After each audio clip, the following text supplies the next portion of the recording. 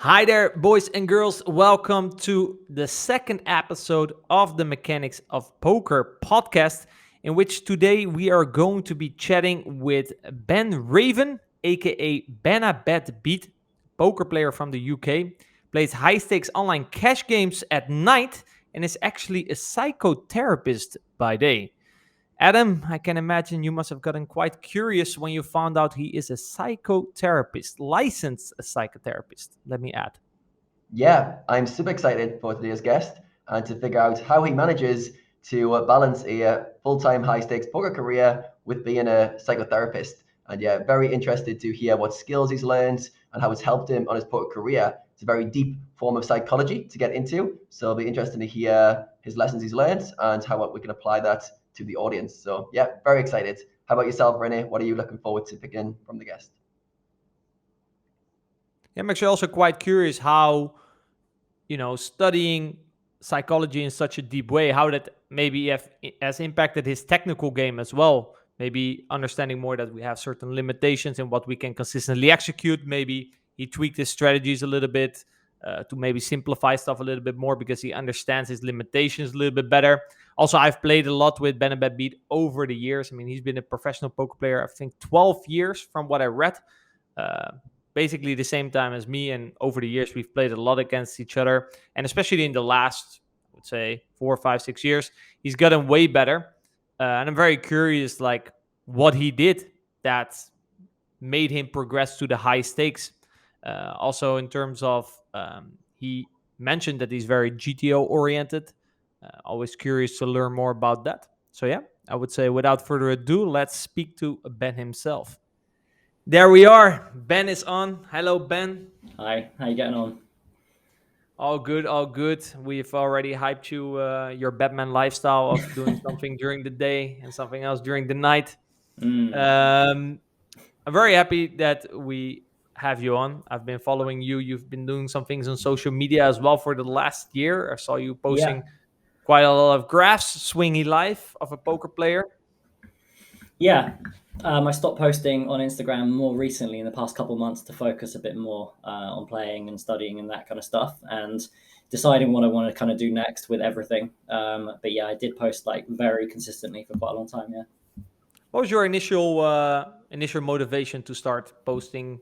I think it was it mainly results graphs, or was there also more Mm. educational stuff involved? So I cannot really call. yeah, so originally, I actually started posting on 2+2. So I have a 2+2 blog, and I started posting on 2+2 the end of 2013. And I actually posted my results on that in that blog every day for uh, maybe 6 or 7 years. I had all of my poker journey from that day forward. So a lot of people who follow on Instagram, so only some of those people know that I did the 2+2 blog before, but it all started on 2+2 with the poker goals and challenges. And that's kind of got like documented from like playing 100 and now full ring, moving into six max, then like shot taking, and then holidays and all that kind of stuff, the therapy training. And then it moved on to Instagram because basically 2+2 was kind of dying, and it still kind of is. I mean, people kind of go on there a little bit, but not so much. Um, and then I just basically moved the format, exactly the same format, over to Instagram. Mm-hmm. So I'd like post 3 times a week in like one post. I would have two hands that would be for discussion. One hand would be kind of like a comical hand, like versus a recreational, or versus a reg where someone's blown up or I've blown up or something like that. Another one would be like a kind of an ask what people think we should do. And then there would be like a graph of the day or the week as well. And then I would do like a month recap as well at the end. All right. What was your? So you basically moved to Instagram to reach a broader audience, I guess. Yeah, so around the same time I started posting on Instagram, I finished my training of my master's, and I decided that I was going to be outreaching to poker players to do either psychotherapy or mental game coaching at the time. Mm-hmm. And then, so Instagram was just like a really good place. And Adam, you know this as well, like using Instagram to kind of like put out Yeah. your content and for people to be able to kind of have a bit more, see you a bit more and get to know you a little bit more. And yeah, it kind of helped grow the business in that and from that side of things. And also the fact I just love posting poker content transparently as well, mainly. So basically, we can just end the podcast right here, send people to your blog, and that's it. For Yeah. for the people who are actually interested in the blog, where can they find the blog? It's on 2+2. It's on 2+2. The blog title is now Mastering Mental Game and Mental Health. That was the title. So it was like kind of a crossover between poker and psychotherapy, and kind of my journey and how people could like just get involved and like kind of relate to it a little bit. Yeah. All right. Well, we're not going to end the pod right here, but if in the end of the podcast, people want to know more about Ben and want to see every step of his journey, go over to 2+2. Also, make sure to follow him on Instagram for more recent stuff. What was your initial motivation to share all this stuff? Why did you want to document it? So the very, very first decision to start posting was for accountability. That was like the sole reason. I was like, I've got these goals. I have these. I had a really terrible year in 2013 where I tried to chase Supernova Elite. And after like 1 month, I basically had to sack it off because I was terrible at poker, firstly. But also it was just like a huge toll playing so much. And I decided that I needed to have like some goals, some ideas, some like reasons to play. And the accountability was there for posting in the blog. But like kind of, after time, it became less about accountability and more about transparency, because I felt like there were a lot of blogs that would only post when they were winning. They'd only post winning graphs. They'd only post winning hands, winning sessions, winning days. They would kind of use it in a way to kind of, but not necessarily, I think it's quite natural to do that, but the image that was being conveyed wasn't really that of a professional poker player. It was more like, oh, this is all the good stuff, and we don't really talk about the bad stuff as much. And then it just became about, because the feedback I received was like, oh, I really love that like you post your winning days and your losing days regardless of what's happened. You talk about how you feel about it. You talk about like the struggles that you're having, but we can also enjoy the highs with you. So it's more of an eclectic blog. And then as I got more and more feedback, I just really enjoyed posting. And then it kind of spurred me on to have like bigger goals, bigger challenges, and then also talk about my personal life a little bit more, which I think in 2+2, that was at the time, that was quite unusual. I think a lot more people do that now, definitely. Yeah, the poker community is getting way more transparent. I actually really like that from most people that are out there nowadays. They are very, very open, because in the end, everyone struggles with stuff, right? We all struggle with certain issues, and it's completely normal. And I think, it's almost like this Instagram model problem, right? That it all looks so beautiful from the outside. And then other people following your journey might think like, oh, wow, I wish I was like Ben, because Ben only has winning days. But the reality is not like that. So I think it's good for the poker community to actually see, also in terms of, for example, you in the questionnaire that you filled in before the podcast, you also mentioned like it took you around 7 years to get to high stakes. I remember our first guest, yours, it took 8 years. And this is the journey is often. Oh, did it? Yeah. It's something that they often forget from me as well. It took for sure 7-8 years as well before I reached high stakes. Yeah, there's almost like a bit of a fallacy, isn't there? It's like you see someone at high stakes and you just assume that they've been there, they've always been there, and you don't see the behind the scenes of them putting in the reps, of them getting crushed, them shot taking, getting crushed, moving up again, getting crushed, feeling like they don't want to get up and grind anymore. You don't really hear much of that. Yeah. So it's actually really refreshing, I feel, to see some of that process. Yeah, and also because else people might say like, oh, look at Ben high stakes. Oh, I'm sure he got really lucky, look at him playing high stakes, but they didn't see all the struggles before. It was something that yours also mentioned in the first podcast about, especially in tournaments, right? Oh, he suddenly made a big bink. Yeah, you didn't see all the grinding that happened before that. Yeah. I mean, a lot of people will call you out on that, and they'll say that I actually did bink a tournament early on in my career, and it definitely helped springboard me into a bit more financial security. But no, yeah, you're right. There's a lot of other stuff that goes into it than those binks. I'm surprised it took you 7 years to reach high stakes. Even my perception of you is that you were just at high stakes. So it's quite interesting that it can be that same. I can experience the same thing for other people. Yeah, no, for me especially, I think it took around 7 years before I started to play high stakes. I grinded mid stakes for a long, long time. I think just like most people, to be honest. Yeah. But yeah, then you notice that then you probably don't notice me, right? I'm just grinding my way through my mid stakes. Well, you were always playing higher than me when I was moving up. I was playing 100 and L4 ring, I think, and you were already kind of at mid stakes. So I think you've been playing for quite a few years longer than me, at least at mid Yeah, plus. s- s- I definitely reached higher stakes earlier than you. So probably when you were playing lower or mid stakes, I was already playing high stakes. Yeah. But before that, I was playing mid stakes for quite a while. Mm. But actually, it's funny that you mentioned that your poker career kind of got a boost when you actually been to tournament. I mean, I know you now more as a cash game player. When you got into poker, you mentioned that what really attracted you about poker was the feel aspect, and you quote said feel. It made me Yeah. kind of curious. Okay, Ben, what do you mean with the feel aspect of poker? Yeah.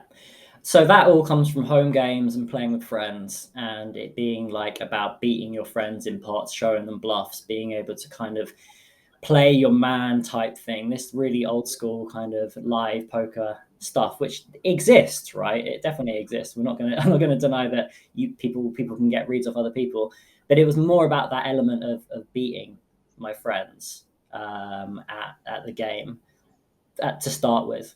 And then that was kind of going into casinos and being able to like play people who were a lot older than me. Like I was basically a boy. I was like 18, and there was like 40, 50-year-old, these grinders who play these freeze outs and £20 rebuys at the casino and that kind of thing. And actually feeling like I can actually challenge people at a poker table who are a lot older than me. And in no other aspects in my life as a teenager or as like kind of a young adult are you able to really compete with true adults. But poker kind of brought that through because it wasn't just about experience. It was about kind of how you were able to interpret, take advantage of a situation, outplay, outmaneuver, outthink somebody else. Whereas like a sport, for example, it's way more unusual to be able to kind of actually beat someone who's more experienced, I think. Yeah, that makes it so the feel is more, especially also if you really sort of annihilate an opponent, you really got a good read, you really win the money of him because you made a good exploit. You can really tap yourself on the shoulder, whereas maybe nowadays in poker, if you just, he does something GTO, you do something GTO, and the pot ends up in his shoes, it's like, yeah, we were both GTO, so nobody really won here, actually. But in the past, it was more like, I got you, Yeah, personal satisfaction from it. exactly.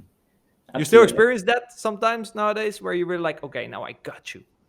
Yeah, definitely. Yeah, for sure. I think it's usually those situations where you're making like your kind of exploit. It's usually an exploit, and it's going to be some kind of like super thin jam or something like that, and it just feels really good, especially when you get called by a hand that shouldn't call in theory, and then it's kind of like my extra bit of feel has kind of led you into making another mistake, even though I'm making a mistake in the first place probably by pushing it that far. And then sometimes it doesn't work out, and you feel pretty stupid, of course. Yeah, the exploitation world has two extreme ends. You either feel like a genius or you feel like a complete idiot. Yeah, unfortunately, much of my career I felt like an idiot a lot of times, particularly early on. Probably why I didn't achieve as much as I could have.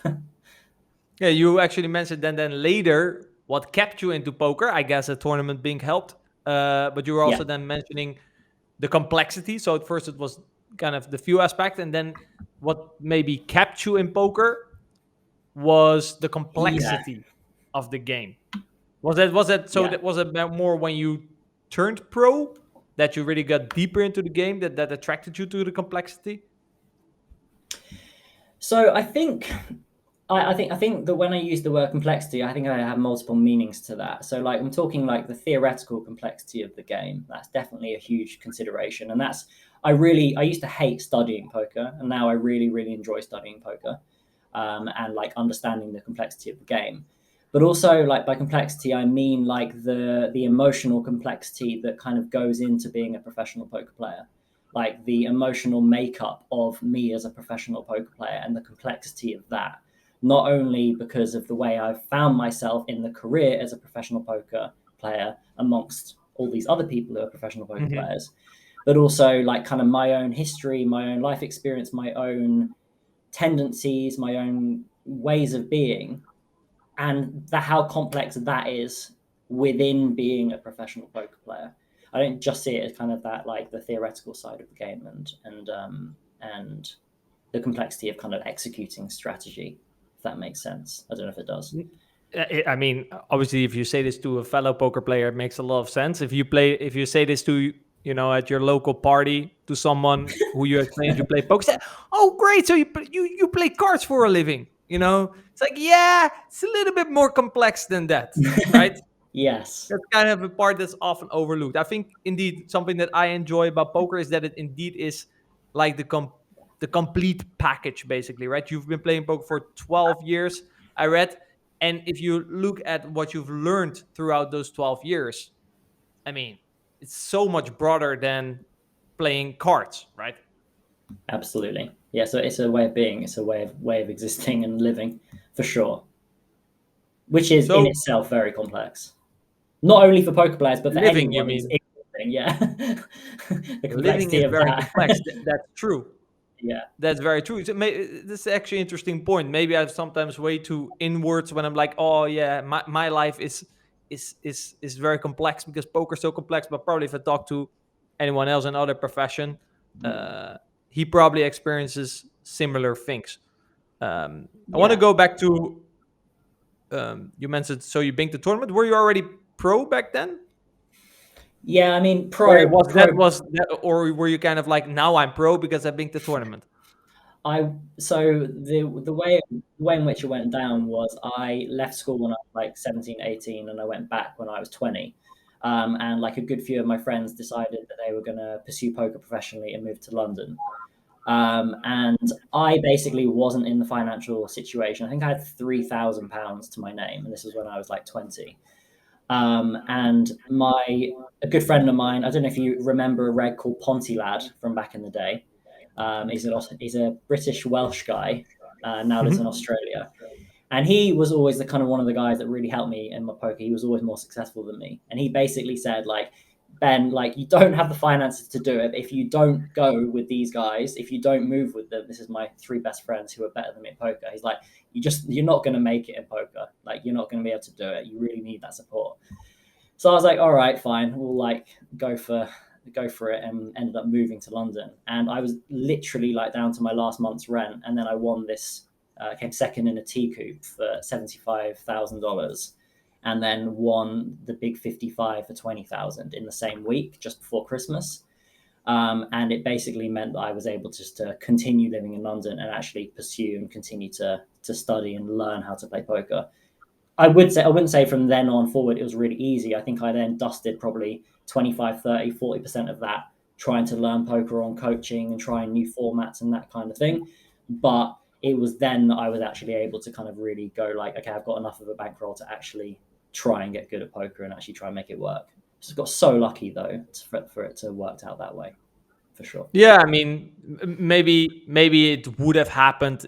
You would have maybe made it anyway, but this was your way of making it, right?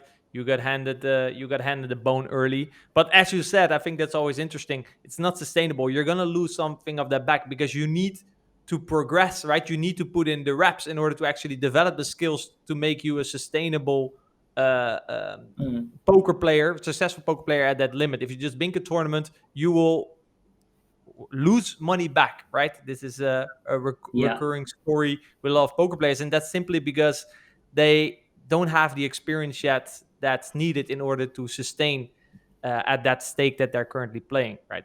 So you were playing tournaments at the time, or you were just all over the place, or mainly tournaments? I heard you say you were kind of looking for what to do, what's next.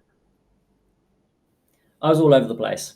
I was playing some cash games, playing full ring 100 NL, and decided to play this T Coupe. Actually, I didn't even know T stood for turbo, actually. Thought it was a $215 tournament, and suddenly I was like level 4 and I had like 8 big blinds. I was like, what the hell is this tournament series? And then obviously just won every 60-40 for like 3 hours, and then it was kind of over.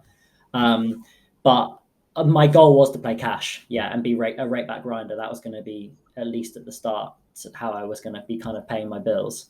But kind of going back to what you said, I think that the binking the tournament actually just reinforced my like lack of respect for the game. Like, I think I didn't have enough respect for the value of being a poker player, the value for being able to choose my own hours, all of that kind of stuff back then. And winning the tournament, in a sense, you don't know what you don't know, really. You don't know, like, I don't really kind of have the foresight. Oh my God, I've got so lucky. I was about to go broke. I was probably not going to be able to pursue this like in the way that I wanted to pursue it. You just have all this money and then suddenly you get lazy again. And I definitely got lazy again straight after.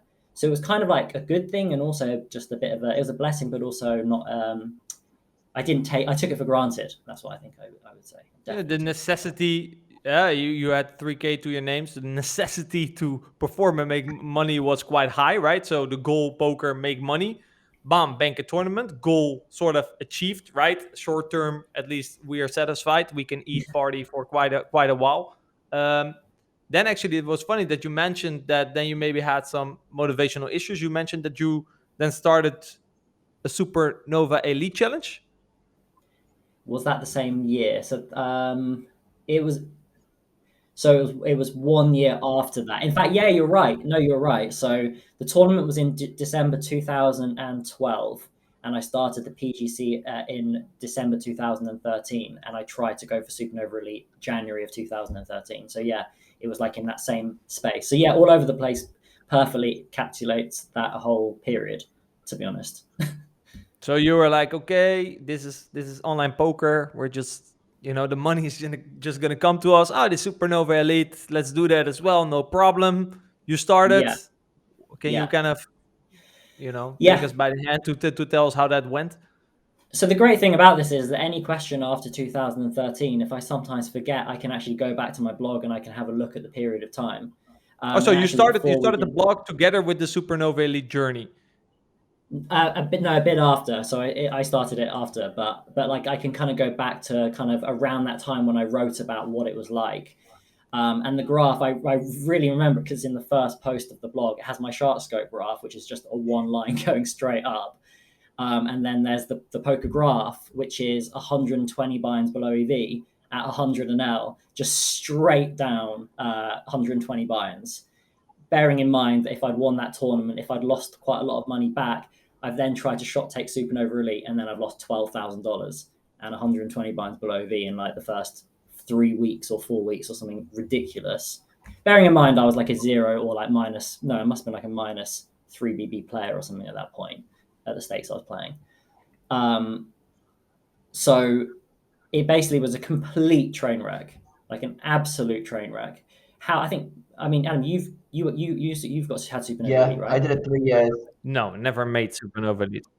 And yeah, you did, yeah. Ah, sorry. Yeah, And I, yeah. Adam made it. I never and did. like I mean, like for every one person that achieves Supernova Elite, there's like 50 or 60 guys that get absolutely destroyed in that first period. Yeah, it's a brutal volume commitment to Yeah. keep for the whole year. You don't realize how much you strain yourself mentally, and then your quality of game goes down, your mental side of the game goes down a lot. And yeah, myself, I remember one year I committed quite early, like yourself, like January, February, and then by March I kind of backed myself into a corner. And yeah, that year was just super messy, like just shouldn't have done the Nova Elite grind, but yeah, just pushed through it. But yeah, like I said, most people will kind Yeah. of throw the towel in on that pursuit. Probably wisely so for a lot of people, to be honest.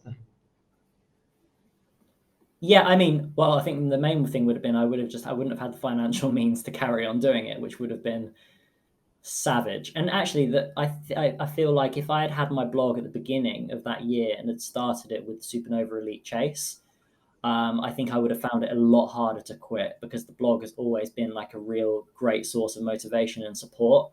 I mean, it's been a source of some hate over the years, but like overwhelming support more than there has been hate. So it would have been difficult to carry on even if I had people supporting me. To be honest with you. Yeah. What was it unrealistic looking back then that you were going for Supernova Elite, not having any experience as a professional poker player? So I was definitely always a volume grinder. Even when I started playing when I was 18, I used to play like 24, 28 tables and like play like 20, 30,000 hand sessions like all the time. A lot of the time.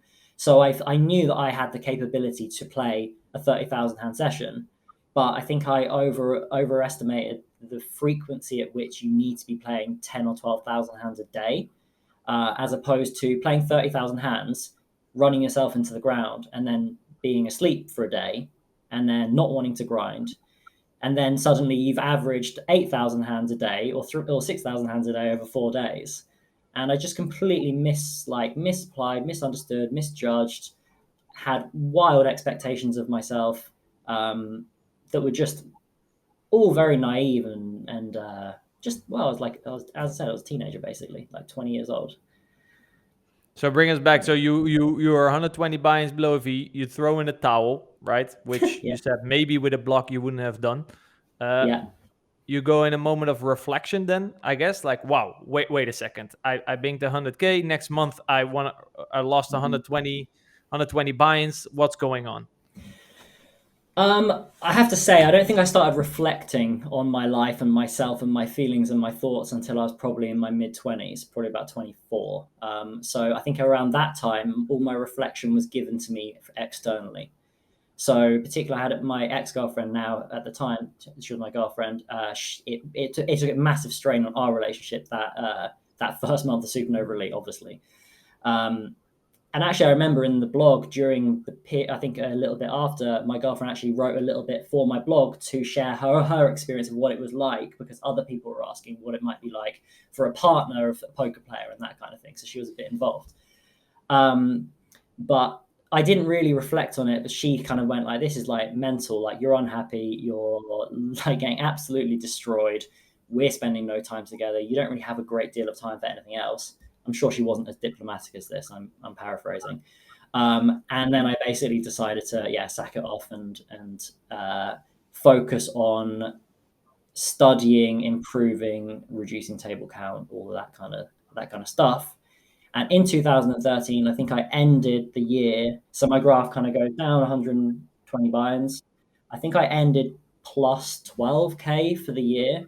And I probably played like the same amount of hands in the last 11 months as I did in that first month or something like that. And I ended the same, like maybe 50 or 100 buy-ins below EV for the year. All right. So you did indeed now also mention your ex-girlfriend at the time. Also, you mentioned that you already moved with an initial group. Yeah.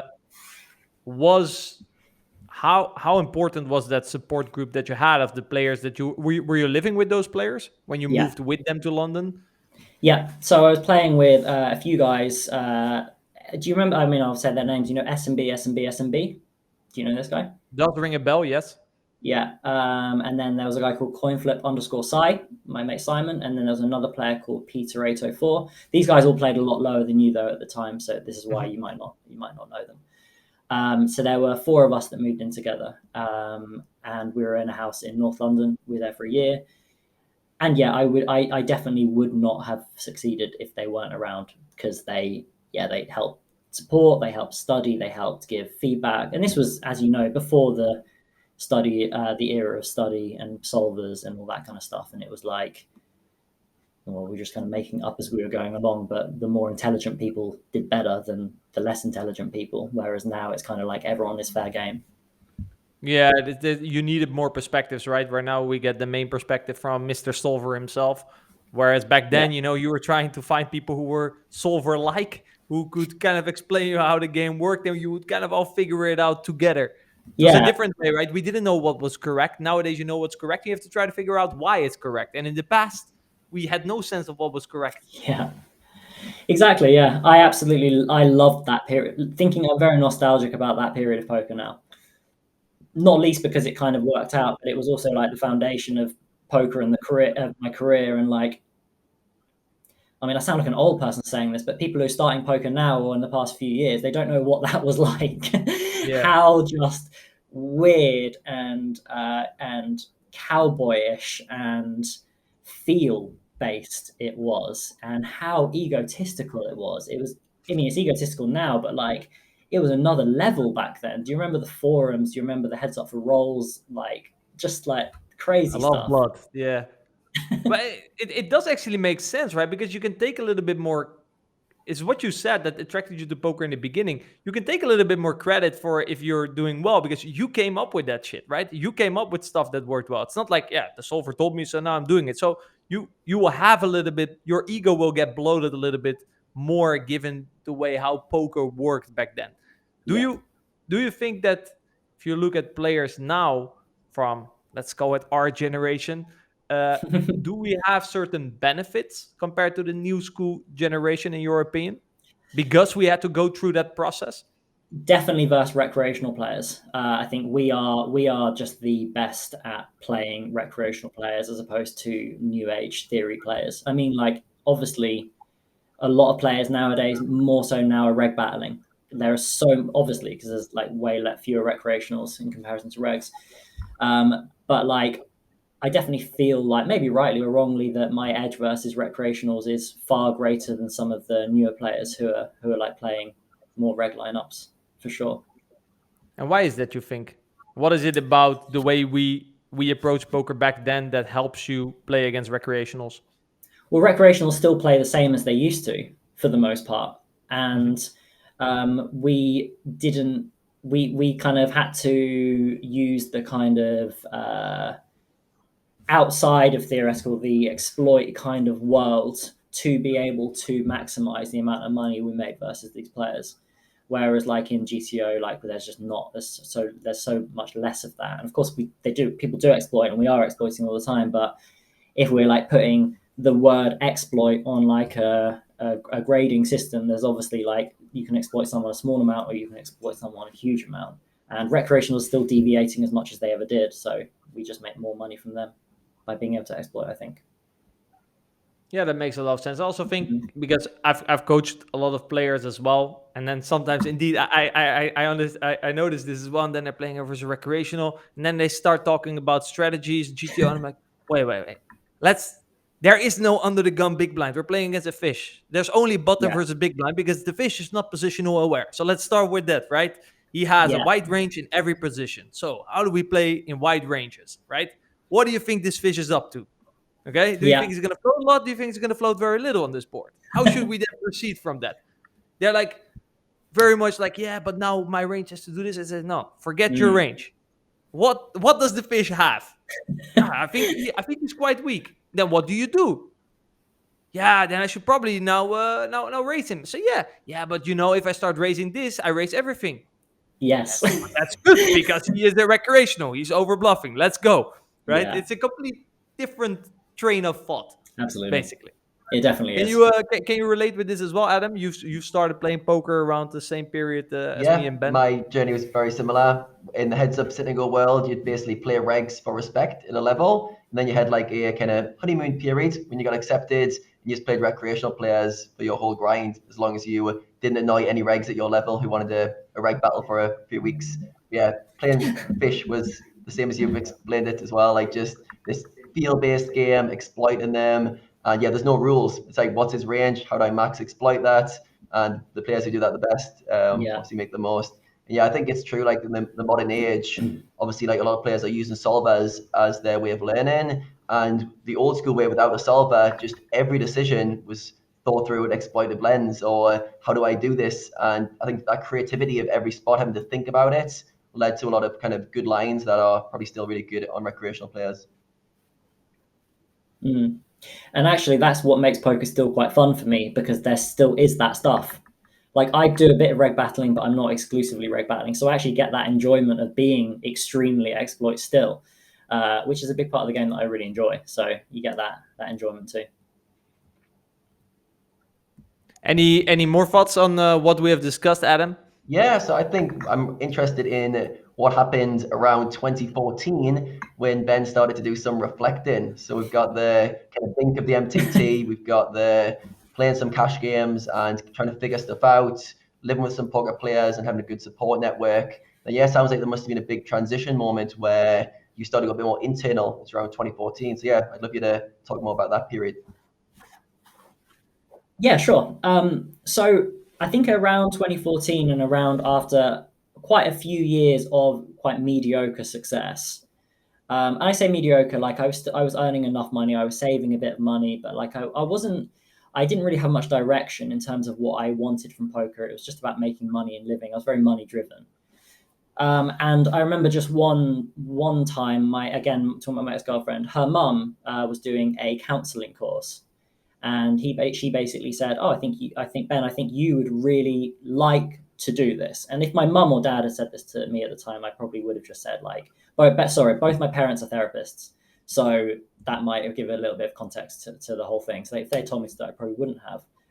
But because I really valued and respected my ex-girlfriend's mum, I was like, okay, you know what? I'll do like a 10-week course just to see what it's like.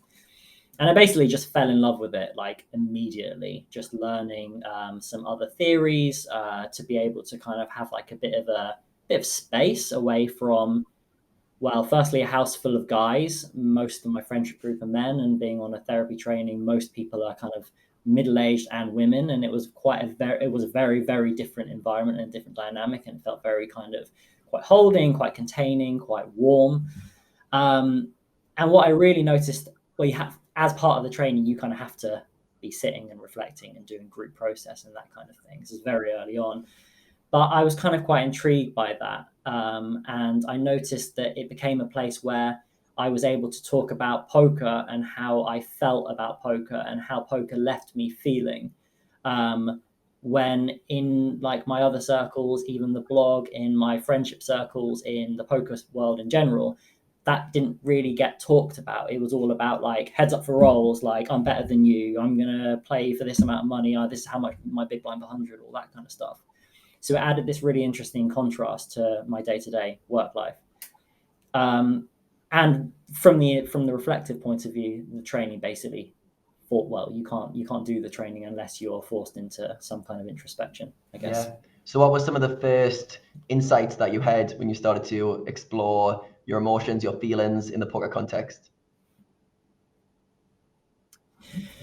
So I would say that for the first 3 years of my training, it didn't come in anywhere near as much as it did towards the end of the training. And that might be because I was in a slightly worse training to start with. I was in more of like a college environment, and then I ended up moving to an actual psychotherapy institution, which was a lot more intense. You had to be in weekly psychotherapy. You were doing 2 to 3 hour group process every week. Group process is basically, just for anyone who doesn't know, is you have a facilitator, which is kind of your tutor, and you're in a circle, and there's between 10 and 15 of you who are in the group every single week. And group process starts, and there's just silence. People are just sitting there. You're all kind of feeling into what might be going on for you in that moment. And then like someone may say something, someone might bring something forward, and then someone might respond. And it's kind of this real kind of interestingly weird, scary space where there is no limit, no boundary, but there's also like an expectation that you're exploring some deeper shit that you don't know is kind of there, but it is there. And in one of these group processes, poker started to kind of come in. It kind of came in. I think the one time it came in was, I think I was in a really bad downswing, and I was feeling a bit kind of like, well, actually, I was feeling mixed about it because I felt quite disconnected. Was I meant to feel it? Was I not meant to feel it? Am I allowed to talk about it? And basically, it got kind of received by the group, and we kind of actually like talked about it, and I was able to get in touch with some of the underlying feelings that were going on during the downswing. And that was how it all kind of started.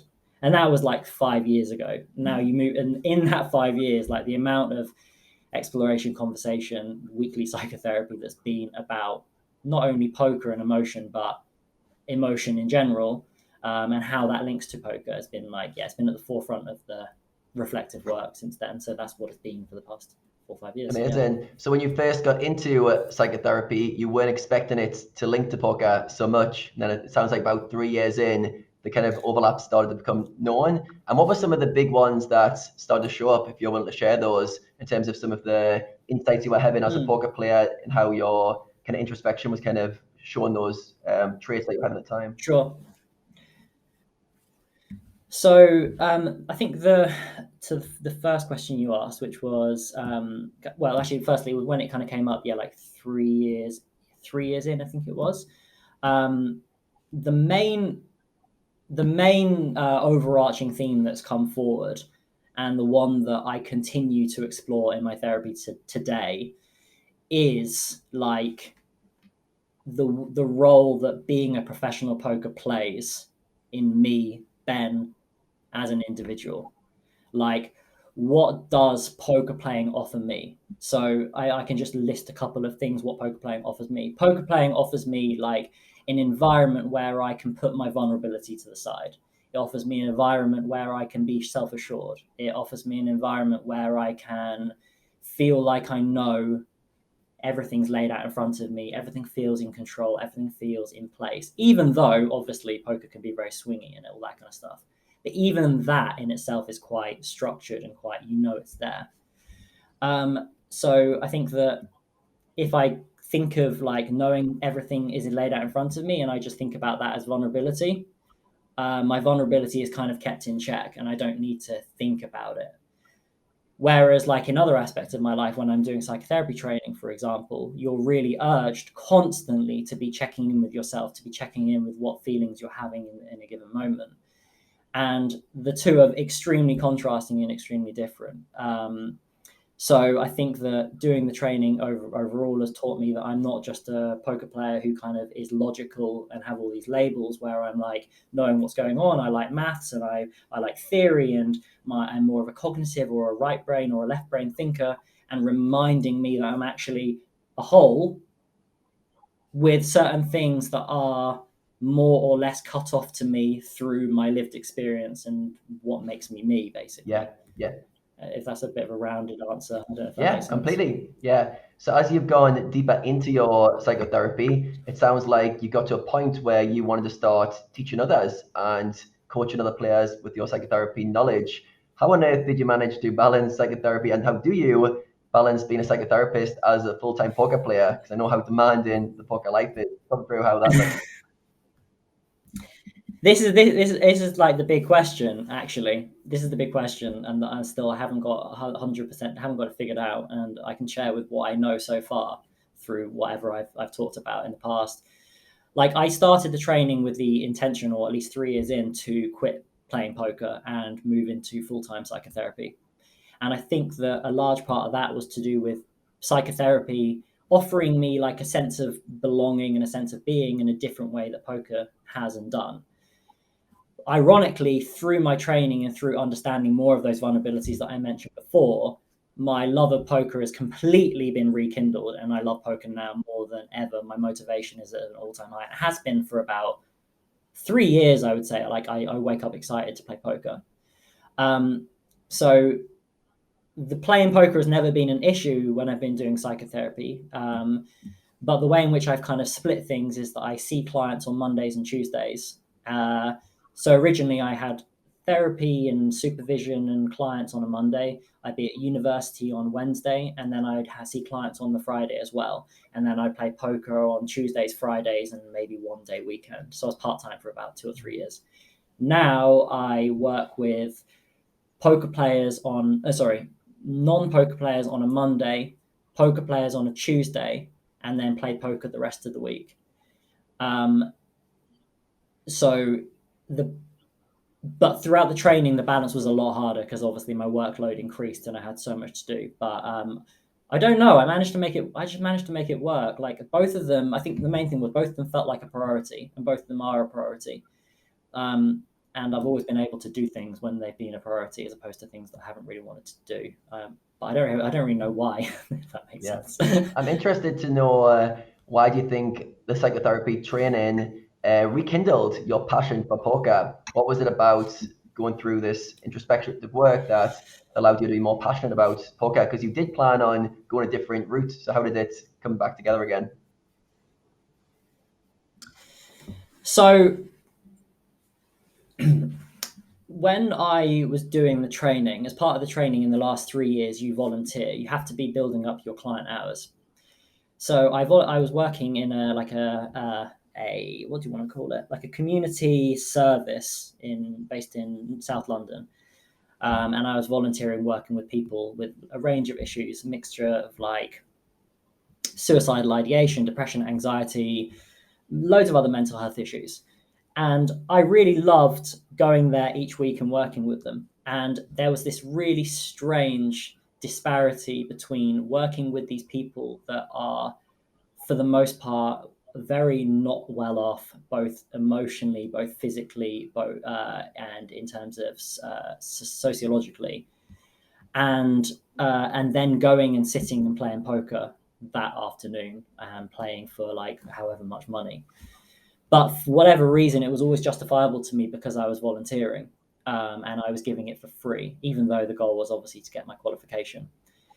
Then when I finished the training and I opened up my private practice, which is what I'm doing now, and clients are paying, I've really, really struggled to take money and to feel okay about taking money for working with people on their mental health. And I know that's completely my own stuff. It's nothing to do with anyone else. But what I've come to realize is actually the poker playing for me is a way of funding more of a philanthropy lifestyle, where I can actually give something back and actually not be paid for it, because I don't want to be paid for it. And I know there's like a lot, for me, there's a lot in there, in that for me, because there's a lot of like kind of guilt about being a poker player, about taking money, and the challenges I find with that. And actually then being able to give back in some way seems to balance something out a bit more for me, at least at the moment. But again, it's a process that I'm still working on, that I don't really fully understand, and trying to kind of come to grips with it. Yeah, I can relate to that a lot myself, going from playing poker to coaching. 1 minute you're doing things for yourself for like kind of selfish reasons to make money. Then you have this kind of inkling that you want to help people, and you gain your expertise and you start helping people to solve their problems. Then there's a crossover point where you get good at what you do, and you've got to start charging people, which isn't what you kind of got into it for, but becomes a kind of a contrasting moment for yourself where you've got to like reflect on what you're doing. And yeah, it was an obstacle for myself as well when I started charging people for coaching. I felt in a conflict, not sure why. I think I just hadn't reached a point where people paid me to do stuff. So yeah, it was a bit, I had to work through that as well when I transitioned to coaching. So a few follow-up questions as well. Sorry. So could I ask, I just wanted to ask a question about that. So there was a period where you were doing both the things side by side, and then you ended up leaving poker and then fully transitioning into the coaching, or was it kind of quite a clean cut? I went for a clean cut approach, and for 6 months I was kind of contemplating what to do, and my kind of passion for poker was starting to fade. And I remember like a lot of people kind of telling me what I should do next, but I just had to figure out for myself. And I basically went down a path of self-discovery, not quite as deep as you with the psychotherapy, but figuring out who I wanted to be and what I wanted to do. It became very clear that I wanted to help people and I wanted to coach. And I was always quite good at it. Like throughout my youth, I always did lots of sports coaching. Teachers always said I should be a teacher and kind of try to push me towards this kind of path. And yeah, finally I decided I was going to start working with people. So I started doing lots of free coaching, lots of YouTube videos. I knew a lot of people in poker, so I was basically, a lot of people just wanted just to speak with me about poker stuff in the short term. And yeah, for myself, I just went through, I just went all in on coaching. And I went, okay, I'm going to figure it out. I charged free coaching, then super low coaching prices. And then as I got more confidence, I got better results with players. I was all right, I'm getting good success now. Then as my confidence built, I was able to charge more. But yeah, it was definitely a process, and it does take time. Yeah, that's a really interesting. That sounds very similar. Yeah.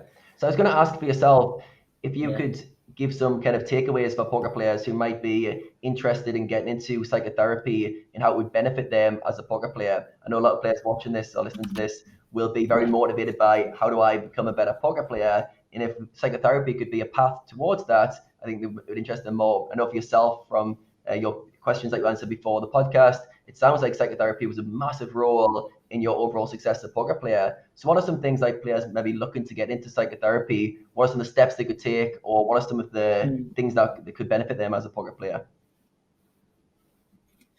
So do you mean in terms of going into psychotherapy as a client, or becoming a psychotherapist? I'd say as a client, going down to explore the route, like the self-exploration route. Sure. So I think what we were just talking about is quite interesting, because you're saying you've gone down the coaching route and I've gone down the psychotherapy route, and they are very much two branches of the same tree, really. Because ultimately we're there to aid someone's self-discovery, for them to kind of make more sense of their life, to be able to find more fulfillment, etc., etc., etc. So I guess the first decision is kind of like whether or not which branch kind of suits you.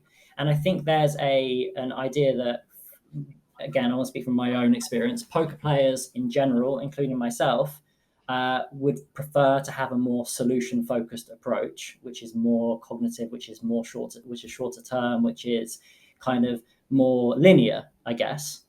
And actually, I had CBT for anxiety when I was 17 years old, and it really helped at the time that I had it. And then it kind of for whatever reason, it kind of dissipated over time. But kind of making that decision either solution focused or more long-term psychotherapy, which is a disclaimer, is that the psychotherapeutic approach isn't this linear process where you go for 6 or 12 sessions and you feel better every week. A lot of the time, it can be for a year, it can be for 6 months, it can be for 3 years, it can be 5 years, 10 years. And there will be, as in life, there will be troughs and peaks around that therapeutic approach. You're going to feel better in some aspects of your life. You're going to uncover some vulnerability or some trauma, if you want to call it that, or a wound that is going to hurt, that is going to bring up feelings that feel new, even though they're probably not new. They probably were hidden somewhere in us.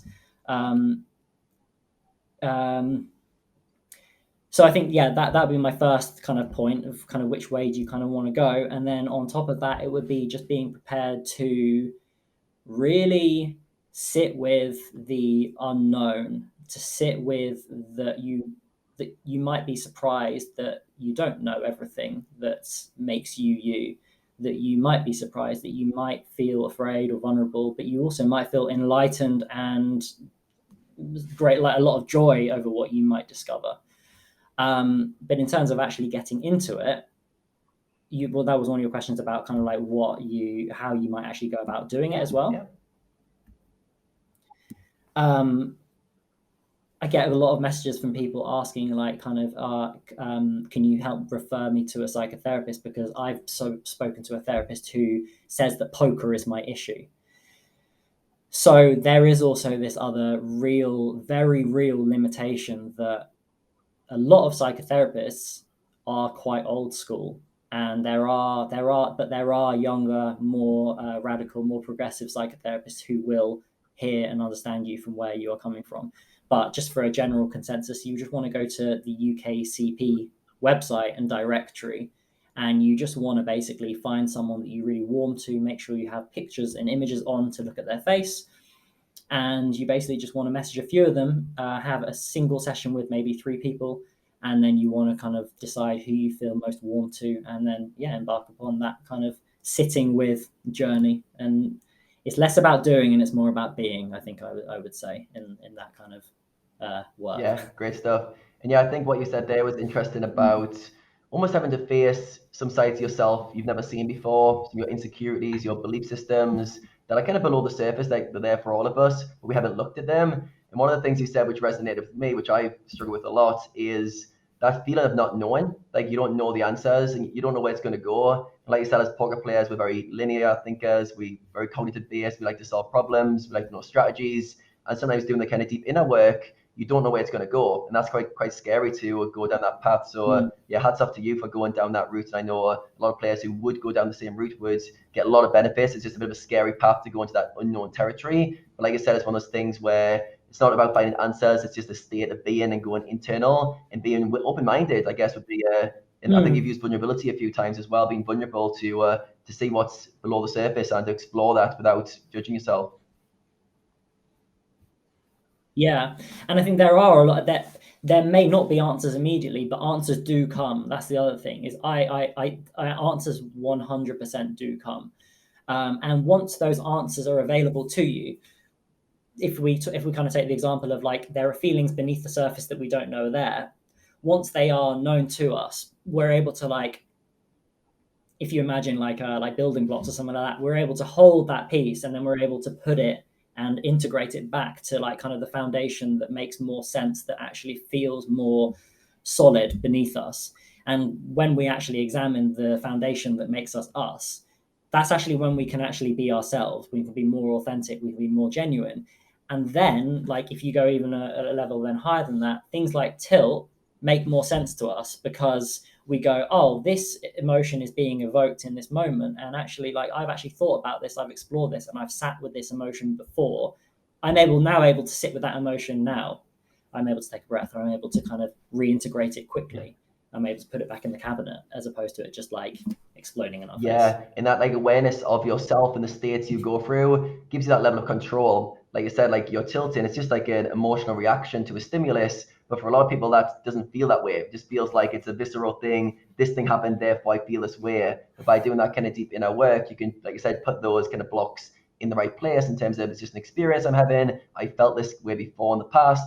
I can feel this way at the poker tables. And yeah, that integration, so you can actually work your way through it. So yeah, super powerful stuff. Rennie, I know you've done a lot of mindset work and you went deep into your own mind as well. Any follow-up questions based on what we talked about psychotherapy? I mean, I don't even know where to start. It's a lot of interesting stuff. I'm definitely, I'm a very reflective person. So basically, up until today, when I play, I always have pen, paper with me. And whenever a thought comes up or whenever a feeling comes up, I'm like, okay, that's weird, or at least not so. I write it down. I keep a report of everything, all my thoughts, all my feelings. Also in daily life, if I overreact to a certain situation, I immediately reflect, like, what was that? And it was funny that you mentioned that a lot of players, they're a bit afraid for what they might find out, where I experience actually the complete opposite.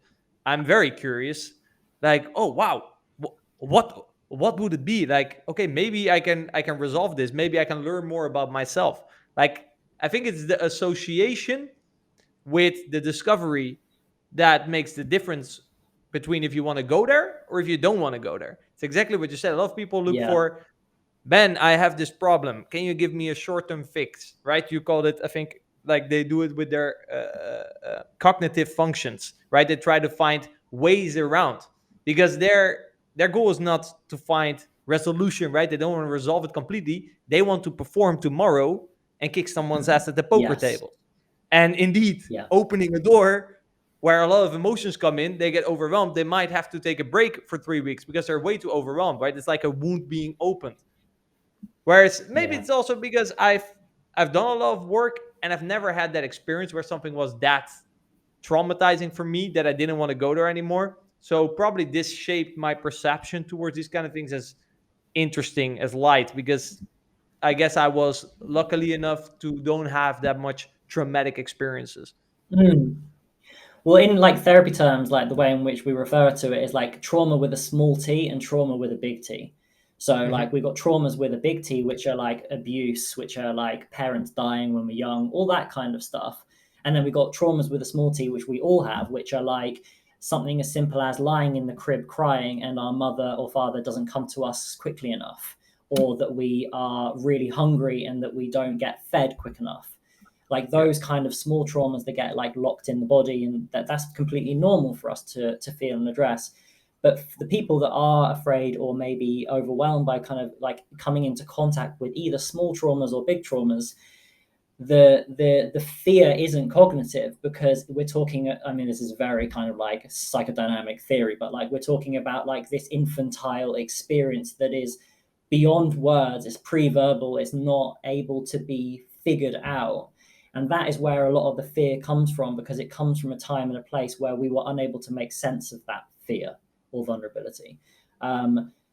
So yeah, that's why it can be so scary for some people naturally to go there. I mean, myself included, it can be scary stuff to come face to face with those parts of ourselves.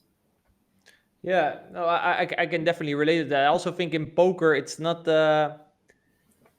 it's not really the standard quote, right? I think there is a bad association with emotions. Yeah. Because I thought something interesting that you said, you feel the emotion and you just sit with it. Whereas I think a lot of poker players would prefer it to not be there or block it, right? Yeah. So basically what you're saying, and maybe if you do therapy sessions, you also learn them to help better understand that emotion, maybe to figure out where the emotion comes from. And that when the emotion comes up, that you're not surprised and overwhelmed by it, but that you're just like okay in sitting in that emotion, so it doesn't overtake you, right? I remember also in the earlier stage of my career, I was completely into blocking it. Okay, no emotions. I'm a polar bear. That was kind of my image. Now I have a Brazilian wife who didn't really appreciate that side of me, so I learned to sort of okay, I cannot be a polar bear, but I can also not be too emotional. And it's exactly what you mentioned of the letting the emotions in, but not letting it overwhelm you, right? Just being comfortable with it and sitting with the emotion. I think that's a very important skill that I think at some point of your career you will learn, right? Because you can only find workarounds up until a certain degree, I imagine. Yeah, I mean, but let's not forget that we're in a work and environment where we're all men. We're all kind of middle class white men who are all going to be naturally predisposed to holding in their emotions and not expressing themselves. Even more so in an environment like poker. So that's like undeniable that that's going to be about. And actually, what you were saying before about allowing the feelings in, but then not becoming overwhelming. The only way we can get to that point is if we have an environment where we are permitted to be overwhelmed, survive it, and then kind of come back to the environment that we feel comfortable in. But until we've kind of allowed ourselves to feel overwhelmed, or like we don't know what's going to happen, we're not able to kind of like come back from it, I think. What do you think are some signs that players might experience which you would advise them to look inwards a little bit more and do some reflective work? When your experiences at the tables are leaking into your personal relationships in life, and I'm not talking about like not being able to wake up for like half an hour or an hour, I'm talking like you notice your fuse is short with close ones, with family, with people in the real world. As soon as like you're being impacted in your personal life, I mean, the definition of addiction is that addiction is kind of it is an addictive process when your personal relationships are being impacted by the action of the thing that you're taking or doing. And I think it's very, very similar. That's when it's gone too far. Yeah. So I think you're speaking to basically any poker player. I have the feeling at the moment that experienced this to some sort of degree, right? Well, this is it, isn't it? Like people burn out a lot, and I don't want to toot my own horn in this situation, but like I haven't felt like I've burnt out. I played consistently the days I play for nearly 3 years with taking breaks when I have breaks planned. I probably should take more breaks, but without feeling actually burnt out. And that's because I always listen to how I feel outside of my poker session, in my poker session, as a way of dictating how much I should or should not be playing. And if I'm not playing, I'm studying and I'm still focused and I have my working hours. Whereas most of my poker friends are frequently burning themselves out, taking breaks, not listening when I say, listen, this is a sign for you to take a break. Like there's no harm in taking this, that, and the other. And people are burning out all the time. And if you're burning out, then you've missed multiple warning signs up until that point, in my opinion. And then they probably just, brush them away. It's like, yeah, but I'm a hard worker, Emotions are bad. I work hard. Oh, it's not going away. Work harder.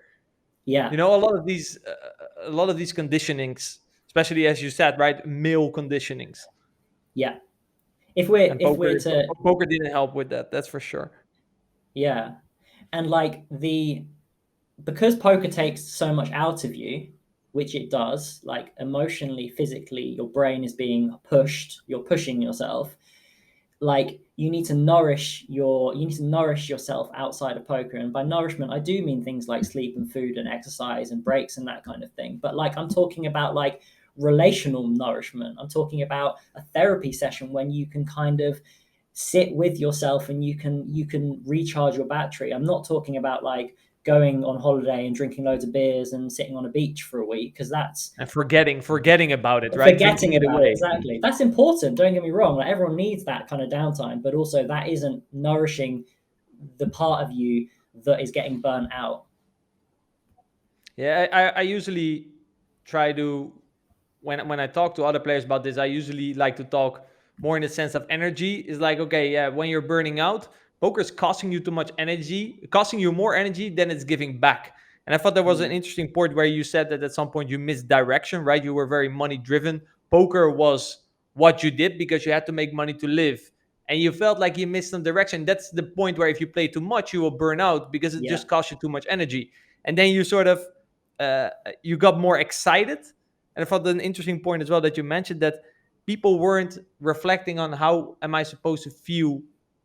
How does poker is supposed to make me feel, right? What is the end goal here? The end goal is that we feel good, right? On a day-to-day basis, as good as possible. And poker should help with that. So it also sounded that your passion for poker got reignited when you had more of a purpose, right? Poker Yes. could help you feel good. You could actually get energy of poker. You could get excited of poker. And I always say that sometimes that journey might seem harder, because it means studying more, it means pushing yourself a little bit more. But it will give you way more energy. Poker will become way more enjoyable than staying in your comfort zone and trying to grind it out because you have to pay your bills. That's way more stressful. Yeah, like in my opinion, this is again my opinion. I don't fight poker. The thing poker does, it doesn't give me meaning, like in life. Poker, but I've said, and as I mentioned before, poker offers me something internally that I really need. Maybe I'm not going to need it forever, but at this moment, it's a bit of a crutch, maybe for me to satisfy whatever need I have. But I find meaning in the giving. I find meaning in the other stuff, and this is what I try and tell my friends all the time who say that they hate poker, that they don't want to play poker. I was like, fine, you don't like poker, you take a break, quit, do whatever you got to do, but like use that opportunity to find something that you do find meaning in. And I guarantee to you, you're either going to say, I don't need poker anymore, or I now value poker for what it really is. It doesn't need to be anything more than it is, apart from a vessel that means I'm able to do the stuff that I want to do. Like, it's a privilege, right, to be a poker player. Kind of basically what you're saying. I think I mentioned that in an Instagram AMA the other day about I wish someone asked the question, what would you like to have told your younger self as a poker player? And I said that being a poker player is a privilege, that it is not to be taken for granted, that we're in the top 0.0001% of privileged people as professional poker players, and remind myself that I can do that alongside other stuff. That's very interesting, because normally when people say to me that they hate poker, I try to say like, okay, I usually ask, why did you start playing poker? What did you like about poker? And trying to kind of reconnect with that. But what you're actually saying is, what do you like outside of poker? And see that poker allows you to do that more often. So you kind of change your association with poker. You still, poker might still not be the thing that you love doing anymore. But hey, it allows you for some financial freedom, so you can do more of what you really love. That's, I think, is a really interesting perspective. I haven't thought about it that way. I usually look for trying to reignite the passion in poker.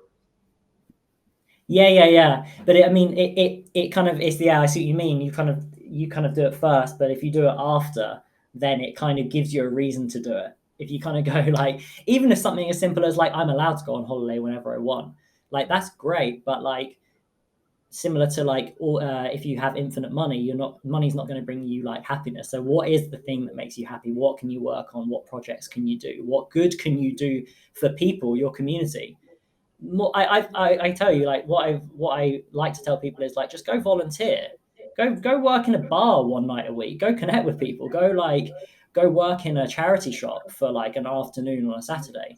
But sadly, like, a lot of people won't do that, which is fair enough, it's their decision. But like, I think that once you start doing that stuff, you realize actually, yeah, why not? Like, this poker thing is actually pretty good thing for me.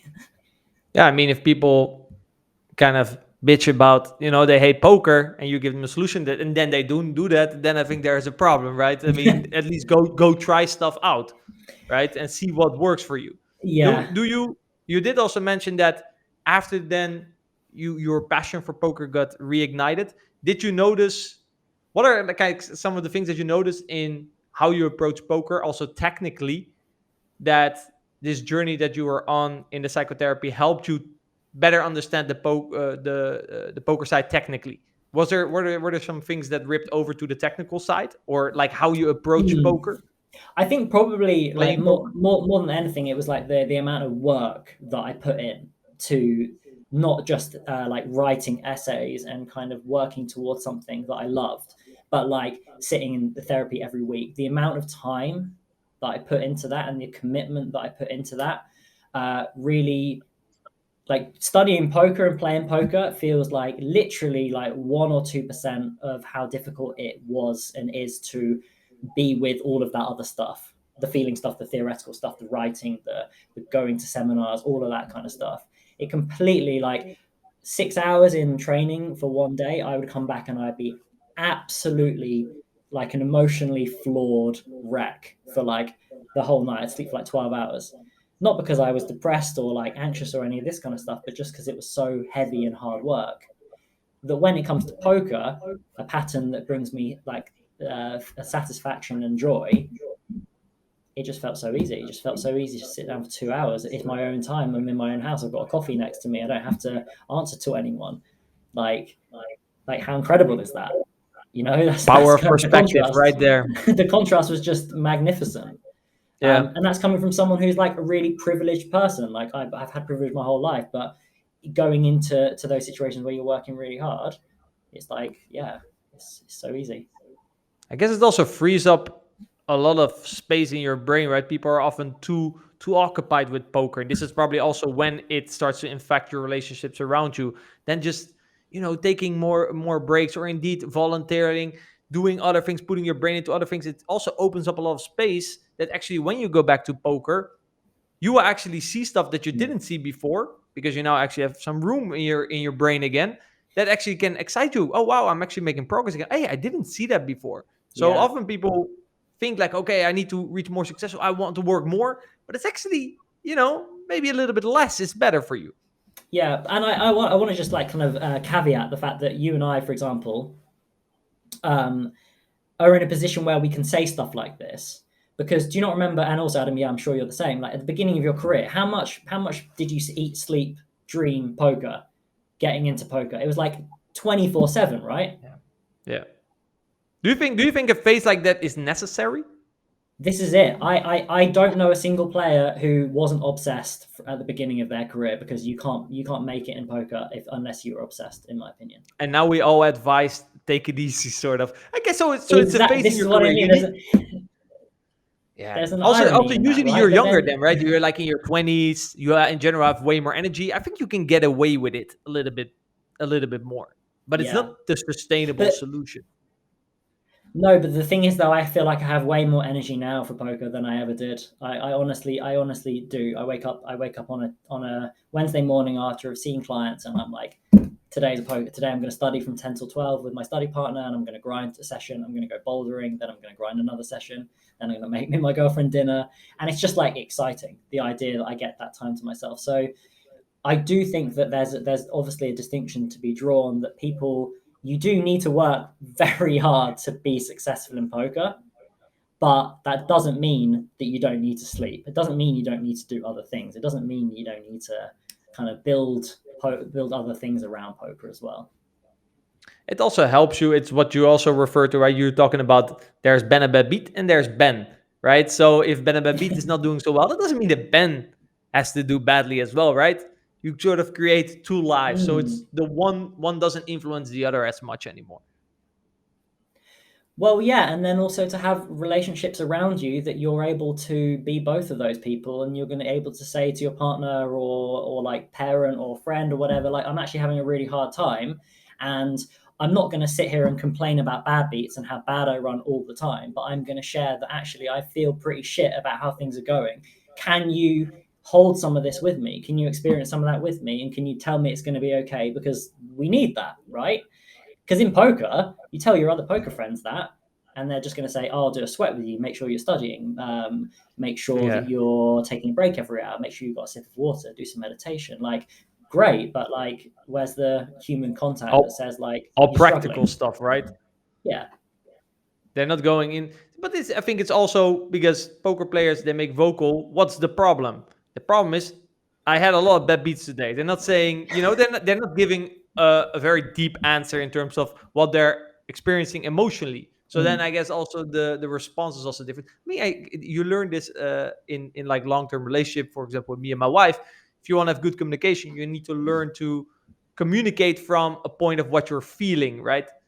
Not people often get angry at each other, but they're often sad, for example. So it's better to try to communicate, listen, I'm sad for these reasons, instead of communicating that you're angry about the fact that you got a lot of bad beats today. That leads to a way better conversation. And then the other person that you're having this conversation with is also like, oh, this is actually an interesting conversation, instead of, oh, here you have another crybaby bitching about bad beats all the time, Yeah, and don't get me wrong, I leave my office, go into the kitchen, and I just go like to my girlfriend, like, I got bad beat with aces 3 times and I'm down 10k, and she's like, oh no. Like, that happens as well sometimes. Of So course. it's not about just not having one or the other. It's about having like an eclectic one. Yeah. I also thought it was interesting. You mentioned so that you, I think it was on Monday, you work with non-poker players, and on Tuesday with poker players. Yeah. Do you notice that there are certain things that are specific problems that poker players have? Instead of, I wanted to say normal people, but people are not poker players, you know? Yeah. Are they So like, so I assume certain things are universal and certain things are specific to poker players. yeah, I also need to be a little bit careful about talking about clients and their kind of issues, but like in terms of overall generally, I think that Yeah. there are some themes with poker players, and I do think that there is a lot of kind of what's the word, like displacement. Like poker players live around the world in a lot of different places, and I think I've noticed a bit of a kind of a, I don't know, patterns maybe fair or not, but there's certainly the difficulty to come into contact with feeling. And I can say that because I'm a poker player who really struggled to come into contact with feeling for a large part of my life, and only recently have I been able to, as I said. But also a lot of kind of toxicity in family dynamics, I would say. Mhm.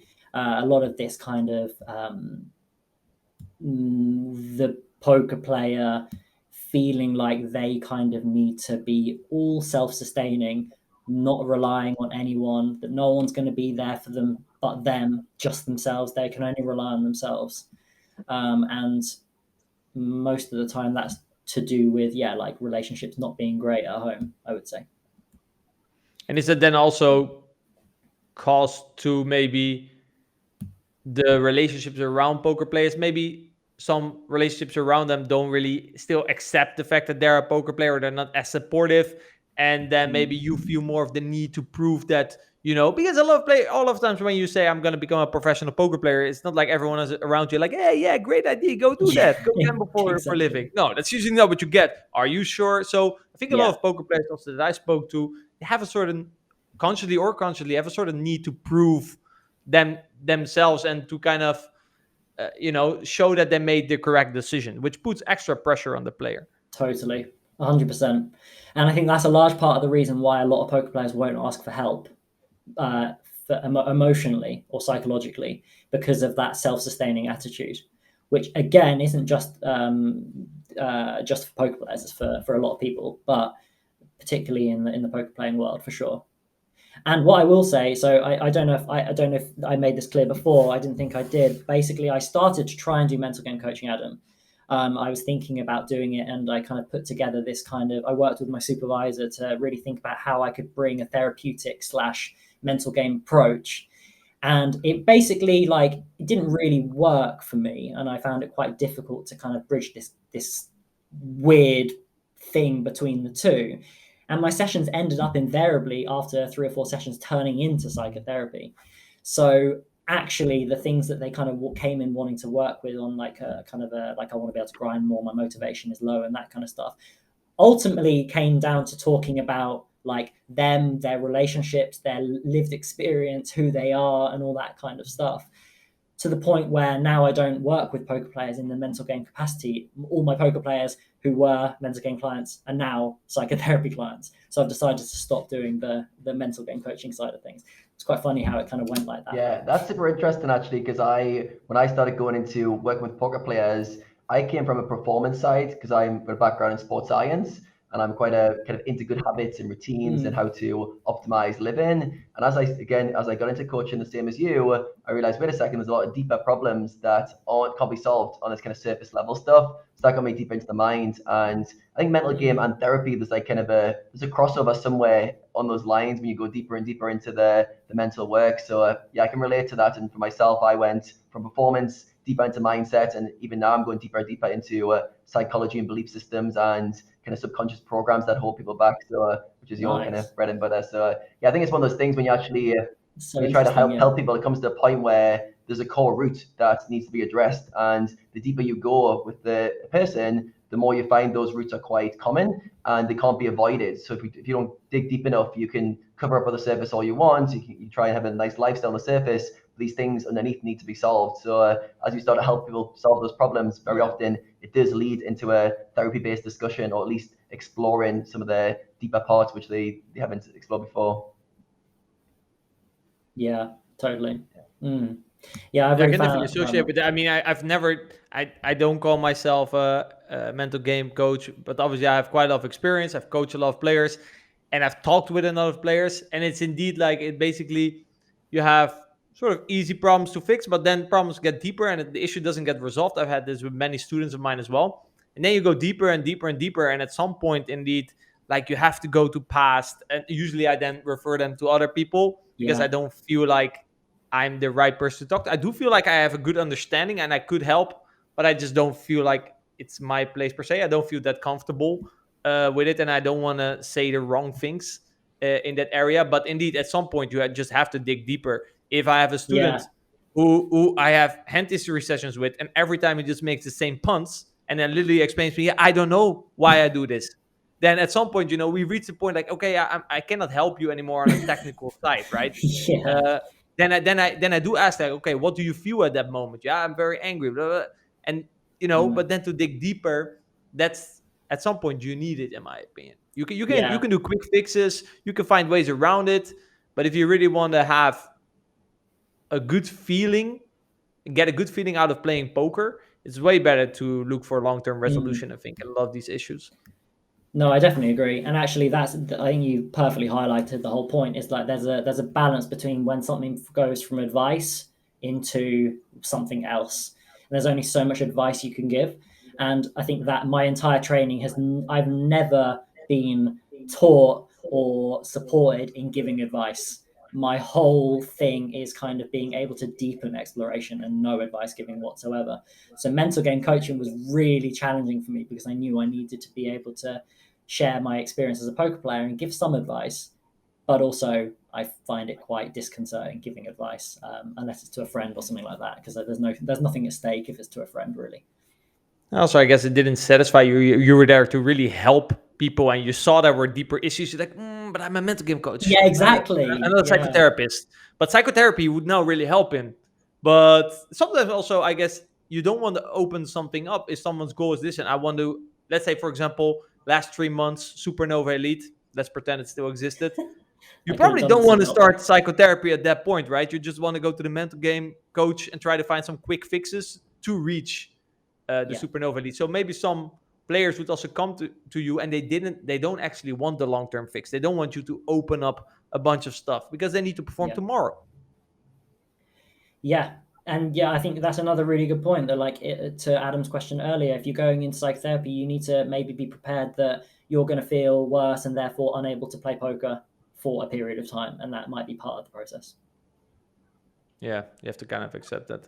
I want to go back a little bit to a bit more the technical side. I heard you talk about you sneaked in like, I study between 10 and 12 and then I go playing. I just spotted that. And also you talked before about that you had a close peer group. Okay, now you also refer to you're doing it with your study buddy.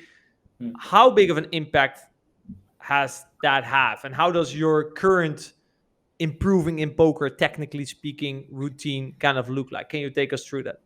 Yeah. So I think I mentioned it a little bit before, but my study early on in my career was just like leeching information off people who are better than me, who understood the game better than me. And I don't think there's any way getting around that. That was a reality.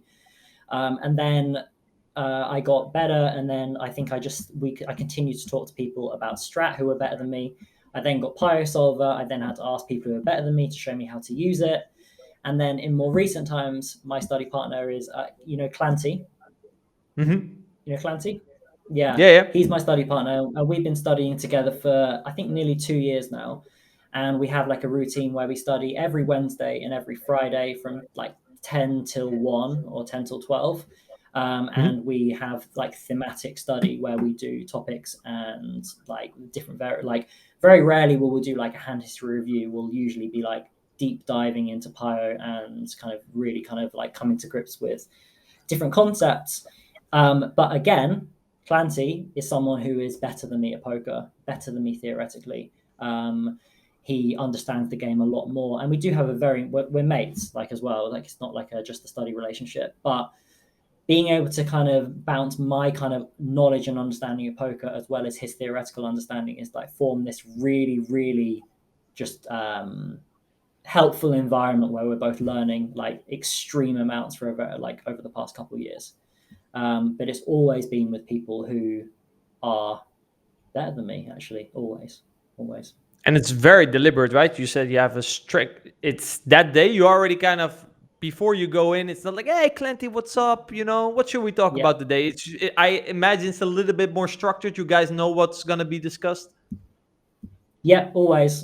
And we have like a list of topics that we're intending on working through over the months or even the years to come. And we spent like a whole long period on just one situation, like maybe like 4 or 5 months. Twice a week we were studying one scenario that comes up frequently. And now like that's the strongest part of my game. So like there's been a direct correlation between what we studied and actually being able to kind of implement it. And actually a big shout out to him, because I know one of the things on the questionnaire that we talked about before were like kind of goals in poker and that kind of thing. And just to touch on it a little bit, he's been like, when I started playing with him, I was playing 500 Zoom once we started studying, like a couple of years ago. And it's only been in the past year or so where he's really made me believe and pushed me, probably given me my own mental game coaching in some kind of way, that actually I can aspire to be much better. I can aspire to play high stakes, that I can aspire to be a much better player than I am and actually battle with people who I see as being a lot better than me. And that's actually what's been happening. So I've been actually able to move up, and without that relationship, I would have been playing 500 and definitely not playing these reg tables and high stakes. So this seems to be a theme, right? Also, you mentioned all the way in the beginning, you moving with your mates in London. So you're like a sponge. You soak in the information from people around you. You're very good at that. But I imagine that. Sorry? A sponge is a nice word for a leech, I think. But yeah, I'll take it. But I imagine like you kind of maybe selling yourself short here, because obviously there's a reason why Clanty studies with you, right? What do you think that are like your strengths when it comes down to the technical side of the game that Clanty is interested in? I mean, I'm sure Clanty, if Clanty wants to do a 2-hour study session with me every week, I'm open to that. He can call me as well, but he calls you. I'll let him know. So like this all comes from my blog. All pretty much nearly all of my relationships in poker come from my blog that weren't my initial friendship group. So I had a lot of people over the years just talk to me, reach out to me. We did like London meetups. We made Skype groups. We made Discord groups. I think the one thing I will say is that, like, yes, I have had people who are better than me teach me, but I've been very forthcoming with giving information. Like, Easty in his Discord, we kind of like try and talk about hands and like just generally trying to kind of pay that forward as much as possible. But with Clanty, he basically messaged me. I think it must have been in about 2017, something like that. And he was playing, I think maybe 100 or 200, and we got talking a little bit. And then as Pio kind of became more of a thing, and he's very theory oriented, he's very, very good with Pio and makes a lot of content for Runner Wants and stuff. As he got more interested in the theory side, and as poker moved into a more theoretically based game, I think we did like a random study one time. It's funny, I can't even remember the start. He actually remembers when it started, but I can't exactly remember now. And it just became like, oh, do you want to do one next week? I was like, yeah, all right, sure. And at the time, it was just a hand review. He was playing probably some 200. I was playing some 500. And we were just kind of making it up as we went along. And then I think he really, really went for it. He started coaching and he started kind of studying more, and he just became like a bit of a wizard with the whole thing. And then the study moved into more kind of thematic and consistent studies. And now it kind of just goes without saying. So yeah, that's how we met. Again, it's quite interesting, right? People that would now look at it, oh, look at Ben, he's so lucky that he has like an ant boss like Clanty studying with him. But actually, when you started, it was actually you who were quote quote, better or at least higher in stakes than Clanty. So basically, I think that's right. I'm not 100% sure, but yeah. so you gave, and this is what I experienced. For example, I'm sure you played with Poker Kluka. When me and Poker Kluka started to work together, I was already playing high stakes, and he was still playing 500 NL Zoom, 200 NL Zoom. I helped him. Yeah. Now we all know where he is Wow. now, and now I can That's help. insane, yeah. He can help me again, right? And I've seen this true. You sometimes need to invest a little bit in certain relationship. In the beginning, you're going to be giving a lot, but in the end, that you build this community, which is very important. If I have a question now, I don't know how many smart minds I can ask a question who I get a good answer from. Yeah. It's insane. It's Like true. I have no, It's true, yeah. no matter where I am in poker, I'm sure I can find the answer in some of my contacts, right? And this is exactly what you mentioned, how important the support group is around that, from Always. an emotional side, Yeah. from a technical side, from just experience, maybe even after poker, right? You also mentioned some friends of you are now retired. Maybe if you want to retire, ask them for advice. I think this is very important, to surround yourself with the right players. Agreed. From what I recall, Adam, you've had similar experience sharing grind houses, villas, I should say, in Bali with other poker players trying to develop your career. Yeah, well, Villa sounds glamorous, but basically it's just a place to live, generally in Thailand or Bali. We call it a villa rather than a house because it's got a nice pool. But yeah, when I started poker as well, I got quite lucky to go with two friends from university. We got a place in Bali originally. Oh, sorry, Thailand was our first stop in Phuket. We basically just clubbed our money together, had a little bit of bankroll, and quite similar to Ben, like this, not really knowing what you're doing, but being in kind of a supportive group and just trying to figure out this poker problem or game together. And I think like if any one of us had done it by ourselves, it would have been complete failure. In all honesty, I was kind of in it for the team environment, being part of a little group and us against the world mentality, trying to figure out this card game whilst the rest of the world thought you were crazy. So yeah, I think having that supportive network around you, especially early, is huge. And then as you get further developed, it becomes important for different reasons for like your continued development. So initial core support group to almost support the dream and keep you going. And then as you get more developed, like Ben's even experiencing now, someone to show you a next level to go to, a role model or someone to push you that other step. Because I think as a poker player, we always get to a point where we just stop. We stop ourselves just based on our own limitations, our own belief systems, our identity. We get to a point where it feels good enough. And sometimes it takes that one person in your group to go, why stop here? Why not go further? And you're like, oh, never thought of it. So yeah, it sounds like, I know, Brenna, you've had people in your circle like that. I know, Ben, you've had as well. So yeah, I think it's so important to have that support group. So I want to ask you a question, Ben. What was poker like before learning psychotherapy compared to poker playing after, in terms of like a day-to-day grind and what it feels like to be a poker player after you've went for your psychotherapy training? So the two words that come to mind is before psychotherapy training, I was a recreational and unprofessional. And I would say that post psychotherapy, I feel like a true professional. And I think before it was grinding way too late and not consistent hours. It was being sloppy with sleep, with diet, with breaks. I would take like a big thing for a long time was I suffered massively from winner's tilt. So if I was but like the opposite to what I think it normally is described as, if I was winning, I would just grind all the time. I would just like be riding, have this fallacy of riding some kind of wave, keep grinding. When I went on upswings, I'd be grinding. As soon as I started losing, I would just not play. And sometimes I would like not play. I'd get smashed, lose like 20 buy-ins or whatever. Take like 3 days off, come back, lose a few buy-ins, take a week off, come back.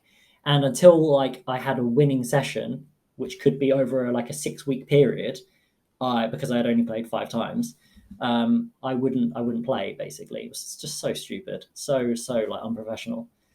And then kind of similar to the points that we've kind of brought in, just the idea of like my appreciation for the freedom of poker and what it offers me and all that kind of stuff. Now it looks like, so as I said, clients Mondays, clients Tuesdays, Wednesday, Thursday, Friday, and either Friday or Saturday night I grind. So I always grind either a Friday or a Saturday and then spend the other night with my girlfriend usually. So we always try and kind of like have something booked in either on the Friday or Saturday to do something together. And then Sunday I'll grind some of the day, but not all day. And then Mondays, I think I haven't grinded a Monday for about 6 years. I've had a Monday off every single week. Amazing. And a Tuesday. Majority have those off, but sometimes grind a bit in the Yeah. evening. So it's very it sounds regimented and it sounds a bit kind of like forced, but it's really flexible. And amongst that, I'm socializing, I'm doing, as I said, bouldering, I climb a lot with friends and that kind of thing. Like I'm doing a lot of other stuff, but I'm also playing my poker hours as like a semi-part-time player. It sounds very balanced, but it also sounds very well designed. Like you designed every day in alignment with your preferences, what gives you meaning, what gives you energy, what's enjoyable. So yeah, I think a lot of people could take some inspiration from that. Like obviously it said points of your career, it is hustle mode, pay the bills, that kind of stuff. But the end goal is to get to a point where you design your life. And I think with your kind of psychotherapy background, you're at that stage now where you're super grateful for the life you have and you're able to create a life in alignment with the meaningful things for you. So yeah, great work as well on taking that one day off, that kind of disciplined one day. I think it's one of those things as poker players, a lot of players I've worked with, they struggle to take time off, and especially consistently. And it's almost this kind of, oh, I know I should take time off, but there's like a conflict there, which it's strange because it should never be really. Like taking a day off is not the end of the world. It's actually a beneficial thing for almost everyone. So I think like locking in that one day of the week off, I think a lot of poker players could like learn from that and apply it themselves as well. Yeah, and actually, like I think to those people that you just spoke about, how often do they burn out? How often do they take that week off, the whole week off, or 2 weeks off? And actually, if you take 14 days off, you've wasted maybe the equivalent of 14 weeks of grinding, because you could have taken 1 day off each week and then actually have played like 25% more hands if you kept that consistency up. So it's the short-term relief over the long-term benefit, I guess. Yeah, I think people don't realize that when you don't like look after yourself in the short term, like you are on path to some sort of burnout. And yeah, I can speak of like a lot of players I've worked with, and especially the hardworking, ambitious, go-getter personalities, they will almost have like these kind of weeks where they kind of rest and burn out, but they wouldn't even acknowledge it as burning out. It will almost just be part of their 2-month kind of schedule. Oh yeah, I grind like crazy, cycle, yeah, and then they recover and get back to it.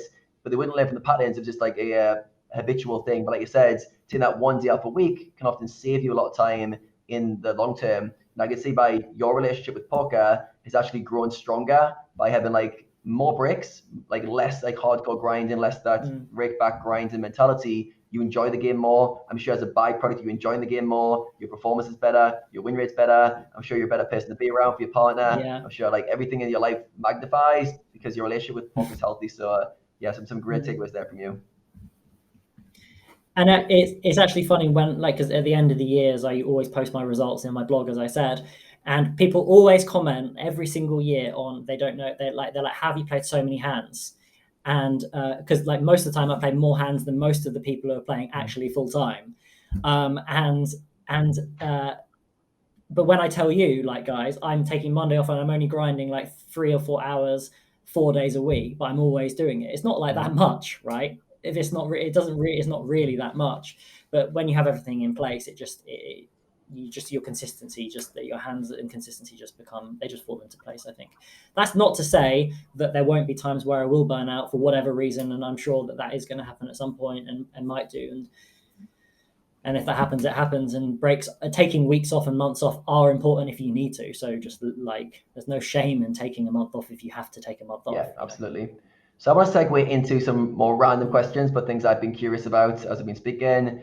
One of them is, what are some of the books that have impacted your life the most? It could be in terms of your own development, working on yourself. Wow. It could be some of your favorite books that you've found enjoyable, or that's, you've read recently. Anything that comes to mind in terms of impactful books?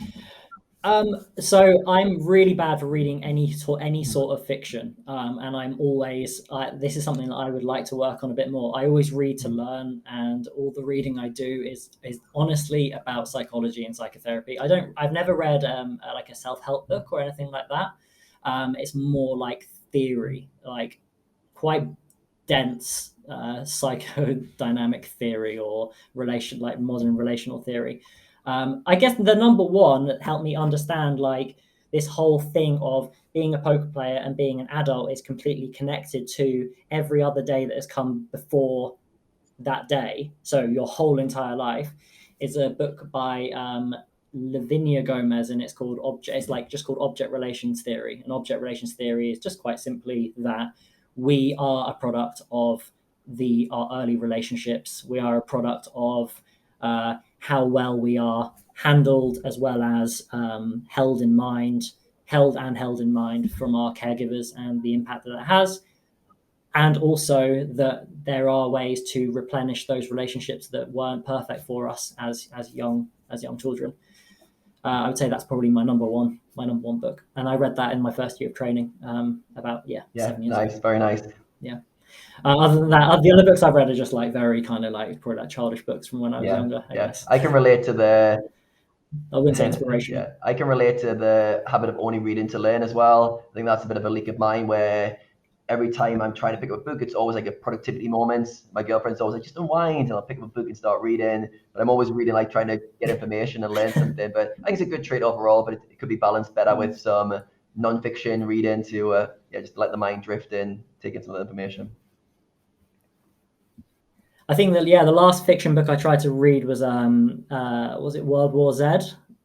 My girlfriend had it, and she was like similar to me, like you just like, why don't you just read something to wind down? You don't need to either be like learning something. It was during when I was writing my dissertation, and I started reading it, and I kind of read like half of it, and I was just like, I'm just so unthrilled by this. Like, if I'm going to do this, I'll watch a movie or something like that. It's I don't know. It seems a bit of a shame, but that was yeah. So you've been playing poker for. Reading is not your form of relaxation. Say that again? Reading is not your form of relaxation then? No, it's not my form of relaxation. Walking, going for walks, being able to not have any music in, letting my mind just kind of go where it needs to go. That's my definite that version of relaxation. Yeah, I'm a big fan of that as well. Walks for the mind, just let the mind drift and wander off, and whatever comes up, comes up. So you've been playing poker 12 years now, and it sounds like your relationship and enjoyment with poker is probably healthier and better than ever. How would you say your relationship has changed with poker from that kid getting into poker with your friends in London compared to where you are now? What's like kind of the biggest kind of shift in your relationship with the game?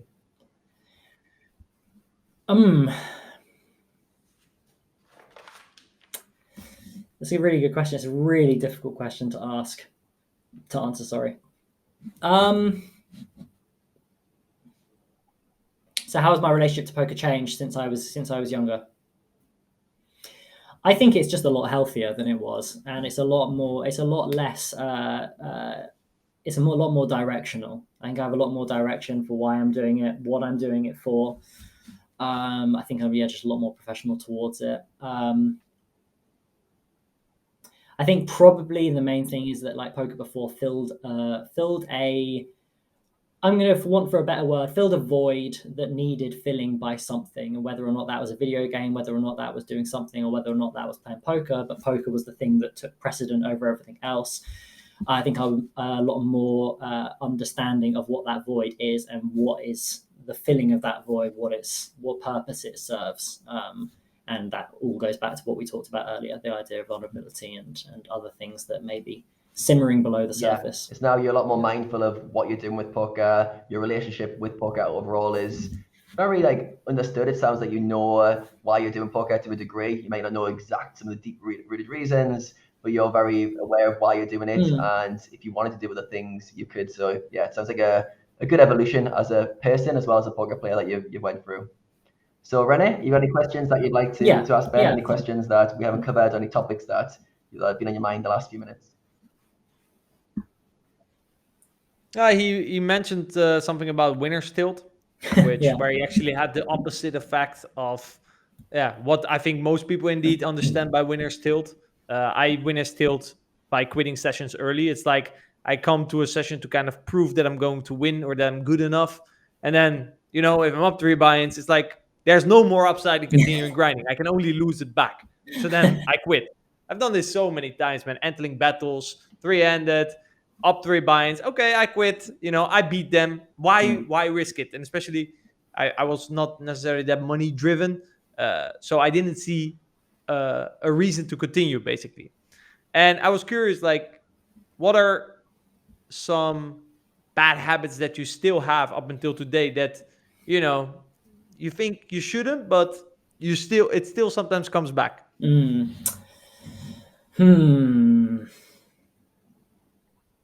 There definitely are some. Let me just think for a second.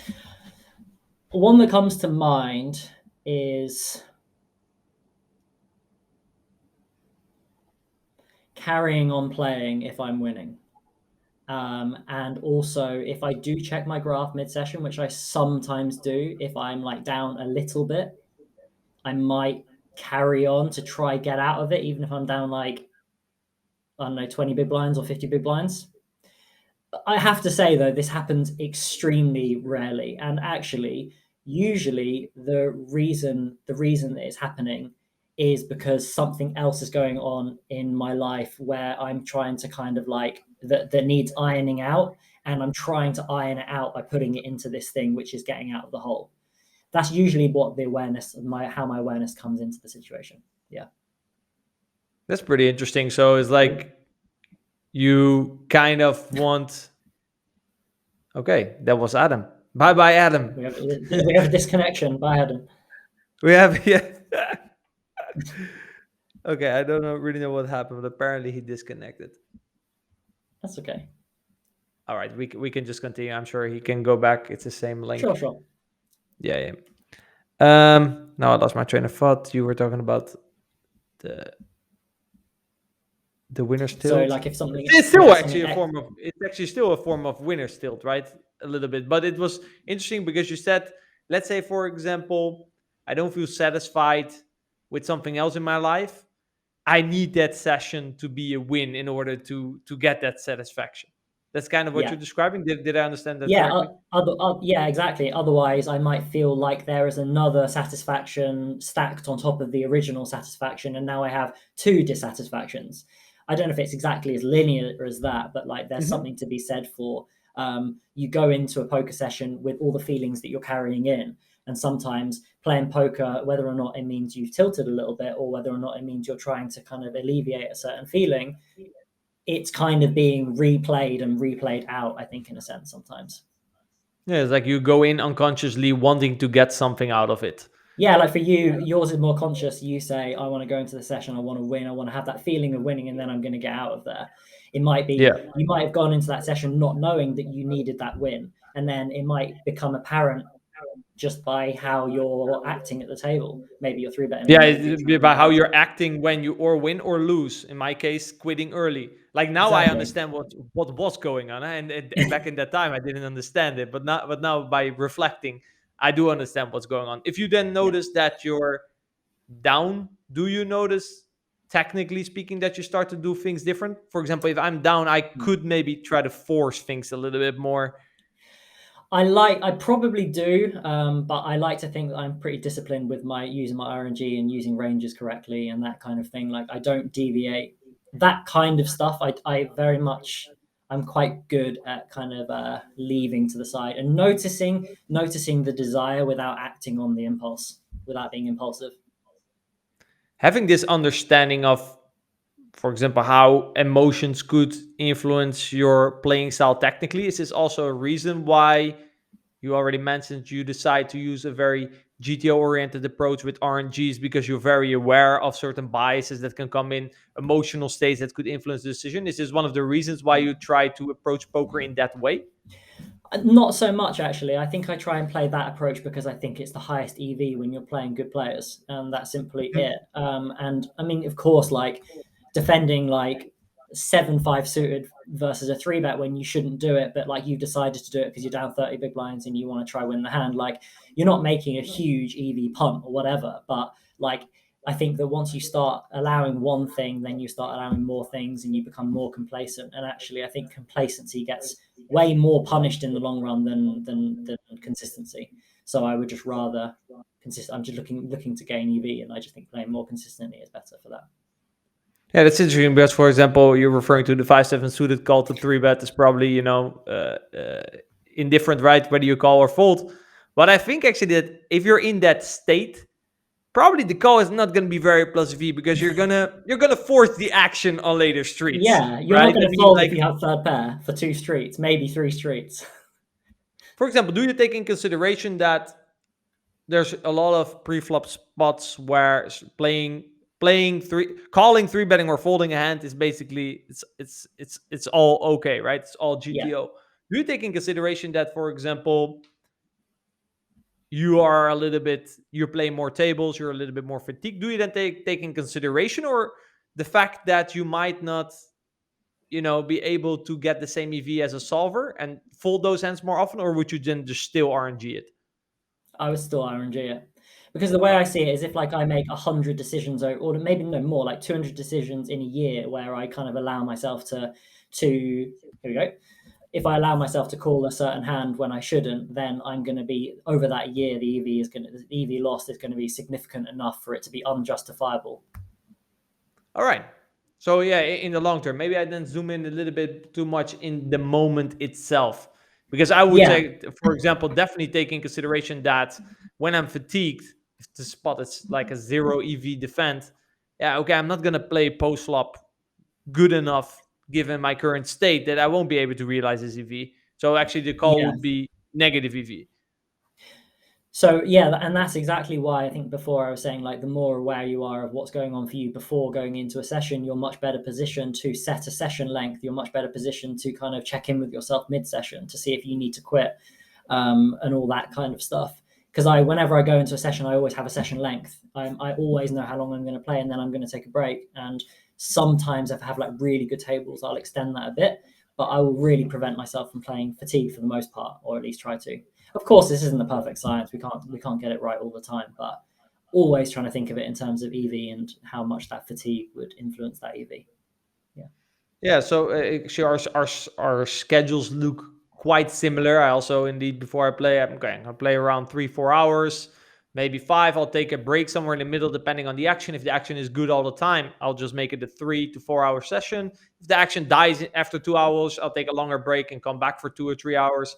Something like that. You're always trying to indeed manage your EV. Yeah. Before you start playing, you've something that came back multiple times throughout this conversation is how grateful you were for the fact that you're a poker player, right? How privileged you are to be in this situation. Is that something you remind yourself of before playing, or what do you do before playing? Do you sort of tap into that, or what is the routine that you have? So I guess if I'm up for playing, or if I'm neutral towards playing, I won't. But it will be when I don't want to play. And usually the way I do it, if I don't want to play, is I will, if the games are bad and I'm not in the right mindset, I will choose to study instead of play. So I will just not allow myself to play. And if the games are good, I always just say to myself, like, I'm going to do the best I can with this session that I'm going to play, and nothing more than that, and nothing less. And some of the time I've kind of gone in with the kind of the mantra of, like, if I do one thing or 2 things, I give myself 2 strikes that I know are minus EV or not the EV that I would have done if I was feeling good, I will just quit my session and I will study instead. So I kind of set myself parameters sometimes for that way of doing it. That's very interesting. I get a flashback of like the first ever poker book I read that suggested to keep 3 chips next to you, and if you make 3 mistakes, you quit your session. There you go. I remember I would go to my live casino and I would explain this to these people, and I would have 3 chips. Then I would lose the pot, and then someone would say, "Hey, 1 chip away." I said, "No, I mean, it wasn't a mistake." So you're the reason poker players are so good now. But, sorry? You're the reason poker players are so good now. You were teaching them from day one. Yeah, from day one. I actually do like that approach. I think also something that I picked up on what you said is that you go in with understanding, this might not be your best session, but you're still going to do it. And I think aligning this expectation and in general checking in with yourself before you start playing, like, what is my mood and how can I align my expectations for this upcoming session? It's huge for preventing tilt, right? If I'm a little bit fatigued, I might still say, okay, I'm going to play, but, probably A game is not going to show up. It will probably be B game, maybe some C game mistakes even. And then I find it way more likely that I'll actually end up grinding a good session. That if I would just go in and I would not be aware of my state, I would get frustrated because I'm making B or C game mistakes, right? So I thought that was really an interesting point that I think a lot of players should take from how you prepare for a session. just to check in and align. And it's really whether or not the checking in is whether or not you're going to be able to offer yourself compassion when you do play C game, when you're expecting to play C game. And if you can't give yourself compassion for playing C game and losing 5 buy-ins, because you might lose 5 buy-ins at C game and you may have run still bad. And if you're then going to beat yourself up for having played, don't play. Like, you need to be checking in. The compassion needs to be there from the beginning to say, like, I'm not at my best, and is that good enough? Is that going to be good enough for future me, who's going to be unhappy with the result that comes out? And if you're not going to be happy about it, then take a step back. It kind of reminds me of like when, like, so like in therapy, like you have no choice but to see your client if they're going to come, right? Mhm. And you don't have a choice to say, I'm not feeling my best, so I'm not going to see you. But I have to bring my best version of myself that's going to give as much of myself that I can potentially give to that person in that time. It's no different to that, really. You're just going to kind of, maybe you're going to be like a little bit more reserved. Maybe you're going to not give as many interpretations, but you're still going to be there to absorb and to be with what's kind of present. Yeah, you're still going to show up, right? You're going to show up and try to do the best you can, basically. Going forward, looking ahead, you mentioned that the studying sessions with Clanty have motivated you. You know, you've been moving up in stakes. What are some aspirations for Mr. BenABadBeat at the poker tables? Where can we see you in the upcoming years? So I'm playing mostly on ACR. I'm playing some stars, playing a bit of 888 as well. I'm playing some UK betting sites as well. And I'm going to be moving to Australia as well next year. So I'm hopefully going to be able to get on Ignition as well, maybe GG as well. I was actually watching a video, I think it was earlier, you were talking about playing on GG, playing more high stakes. And I'm exactly the same as you. I'm dropping 1K and I'm now focusing on 2K to 5K. That's pretty much where I want to establish myself now. So I'm doing a bit of reg battling at 2K and 3K on ACR. I don't feel comfortable battling on stars because of the reg pool and also the lack of rake and that kind of stuff. But that is the goal.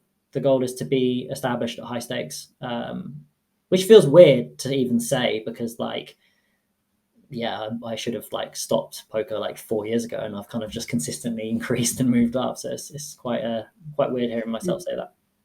Different experiences, different influences, right? I remember I had myself as well. It was Explode 777. I don't know. Maybe you've played with him in the past. When I teamed up with him, he was like, "Okay, we're gonna become the best." And I was just like you know, I was just grinding to pay for my living. You know, I didn't have higher aspirations. I didn't really feel like it was possible. And maybe now you studying with Clanty and you're seeing your progression, his progression has made you believe that wait, actually we can become better, right? Yeah, we can actually do this. For it all starts with that, right? You have to believe that you can do it.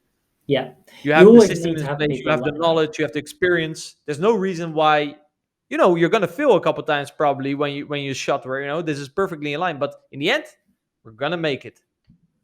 Yeah, and I mean, like, to be honest with you, it's been a bit of a shock to the system. Like, I started shot taking 2K properly, like, I don't know, a couple months ago, or no, more than that, like earlier on in the year, and straight off the bat, I lost like 30 buy-ins at 2K, like that. Like, I was straight down 60K, like immediately. So I'm like, okay, like, here we go, like, we're getting the baptism of fire, and now what do we do? Do we come back from this and that kind of thing? So that in itself is an adjustment period of the idea of swinging high stakes swings, lower win rates and harder games and stuff. So how have you found that kind of battling? How do you think you're going to find those kind of 50, 100K downswings at 5K? I mean, for me, the benefit is that I've already experienced it. Like for me, it's more like going back to where I was. So yeah, it's exactly what I mentioned, right? I'm 100% confident I'm gonna make it. I have all the tools in place to find any answer that I want. I know how to solve any problem. So yeah, it's just a matter of time, basically. That's how I see it. It becomes a problem when you start to put, you know, especially with you probably experience this as well in your blog or with me on Twitch. People say, yeah, you know, when can we expect you next month? We should set a goal January, but I'm not too much of putting pressure on when, right? I'm trying to show up the best I can, and when it happens, when I'm ready, it's gonna happen, basically. Yeah, it makes me, honestly, it genuinely makes me really happy to hear other poker players, especially in our age bracket in the poker world now, actually aspiring to kind of move up and not get stuck where we were, or that we're limited, or that we have to somehow become extinct. Because I don't know about you, but I feel at the top of my game, I feel theoretically and cognitively and psychologically at the top of my game than I felt in my entire career. And that is a really exciting feeling, and really exciting to hear you say that you feel the same way, because it just shows how like the sky's the limit, really. We all thought poker was dying 11 years ago, and actually apparently it's they said flourishing it 11 years ago. They said it 8 years ago. Every year they say poker is dead. every year. You remember 10 years ago that they said that? And look Yeah, at of you now, 10 course. years later, moving up through the ranks. Yeah, and now I'm watching like Stefan play Linus heads up, playing the streetest of poker, and like having this crushing red line, completely deviating everywhere. And it's just like, what are we like? Are we going back in time, or like is this game way more complicated than everyone thinks it is? And I think it's the latter. It is. And I think a big thing is that we talked about all the way in the beginning. Now you have the experience, right? Compared to that first year where you wanted to try to play Supernova Elite. It's not possible. You're not ready for it. You need a certain amount of experience to handle everything that the journey to becoming a high stakes poker player is going to throw at you. You just need experience. There's no way around it. You cannot cheat. You cannot create a shortcut. Also, in terms of your self-image, you need to play a certain amount of volume at a certain stake for you to really truly look at yourself deep inwards, like, I belong here. I am a 2K rec, or I'm a 5K rec. Yeah. In order to really have that sense that you are a 5K rec, you need to prove it to yourself, right? And for that, you need volume. So it takes time, right? Else it's going to be fragile, and the small downswing will knock you off. Yeah. And actually, that's something you talked about. And Adam, someone linked me a video that you made. I don't know when you made it, but it was about ego between high stakes players and mid stakes players. And I was watching that yesterday, and actually it kind of resonates with what we're talking about now. Like I coming up, I was like, I need to prove myself. I need to be the best. And I still feel like I need to prove myself, but I feel like I need to be less vocal about needing to prove myself. It's like I'm proving myself to myself now, as opposed to needing affirmation from every other person that I come into contact with in the poker world. It's also interesting what you mentioned about other players moving down, right? We experience sort of the same threat. It's like poker is getting quote, quote, tougher, people are getting better. Then it all depends on your response, right? It fires you up, it fires me up. Whereas other players, they're like, okay, now in order to win, I have to move down, okay? Or they're like, it's way too challenging now, 2K. Oh, wait, actually at 1K, my hourly is higher, so I'll play 1K. That's how they rationalize it, right?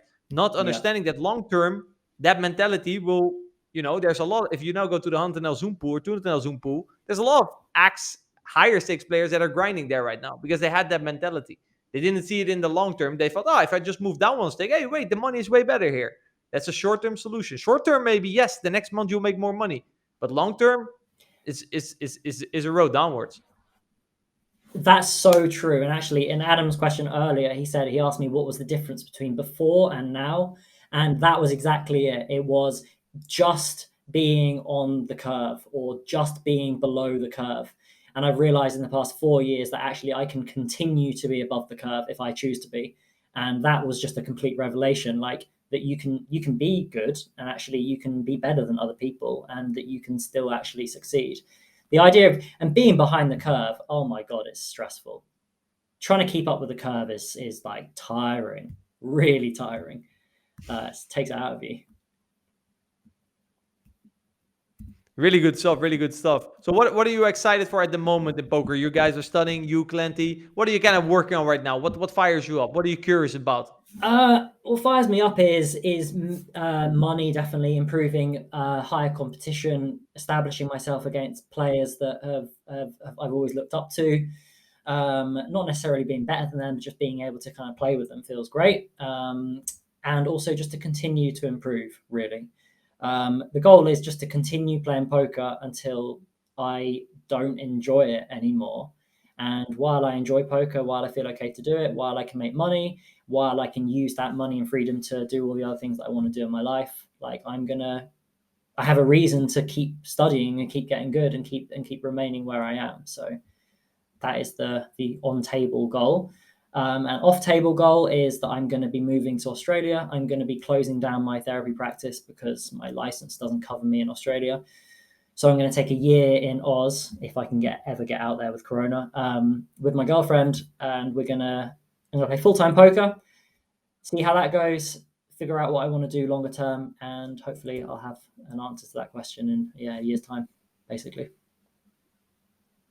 That sounds really good. Do you have any final questions, Adam?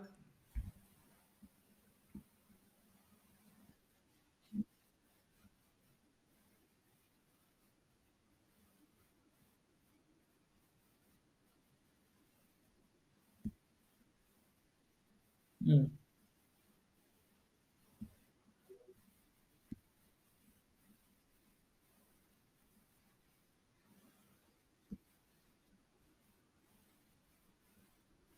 Yeah.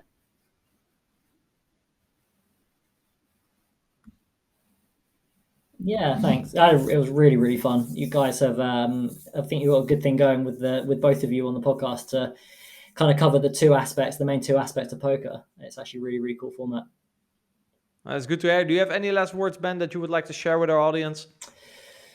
No, I think we've covered everything, and just thanks again for bringing me on, and I hope some people can find a bit or some value from this and can apply it to their own poker game, and maybe ask themselves like important questions that could be helpful for them in their poker career.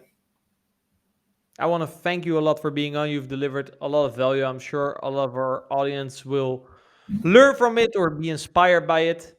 And I'm looking forward to battle you out on the streets. Actually, we don't really play it because you usually play night times, right? No, I play like late afternoon, evening. Yeah, and I start in the morning and play until max late afternoon. So that's why we never come across each other. Yeah, maybe in the coming when I'm in maybe Australia. It's for the best, right? When I'm in Australia. Maybe it's for the best. All right, thank you a lot, and for all the audience as well for tuning in again, and see you in the next pod.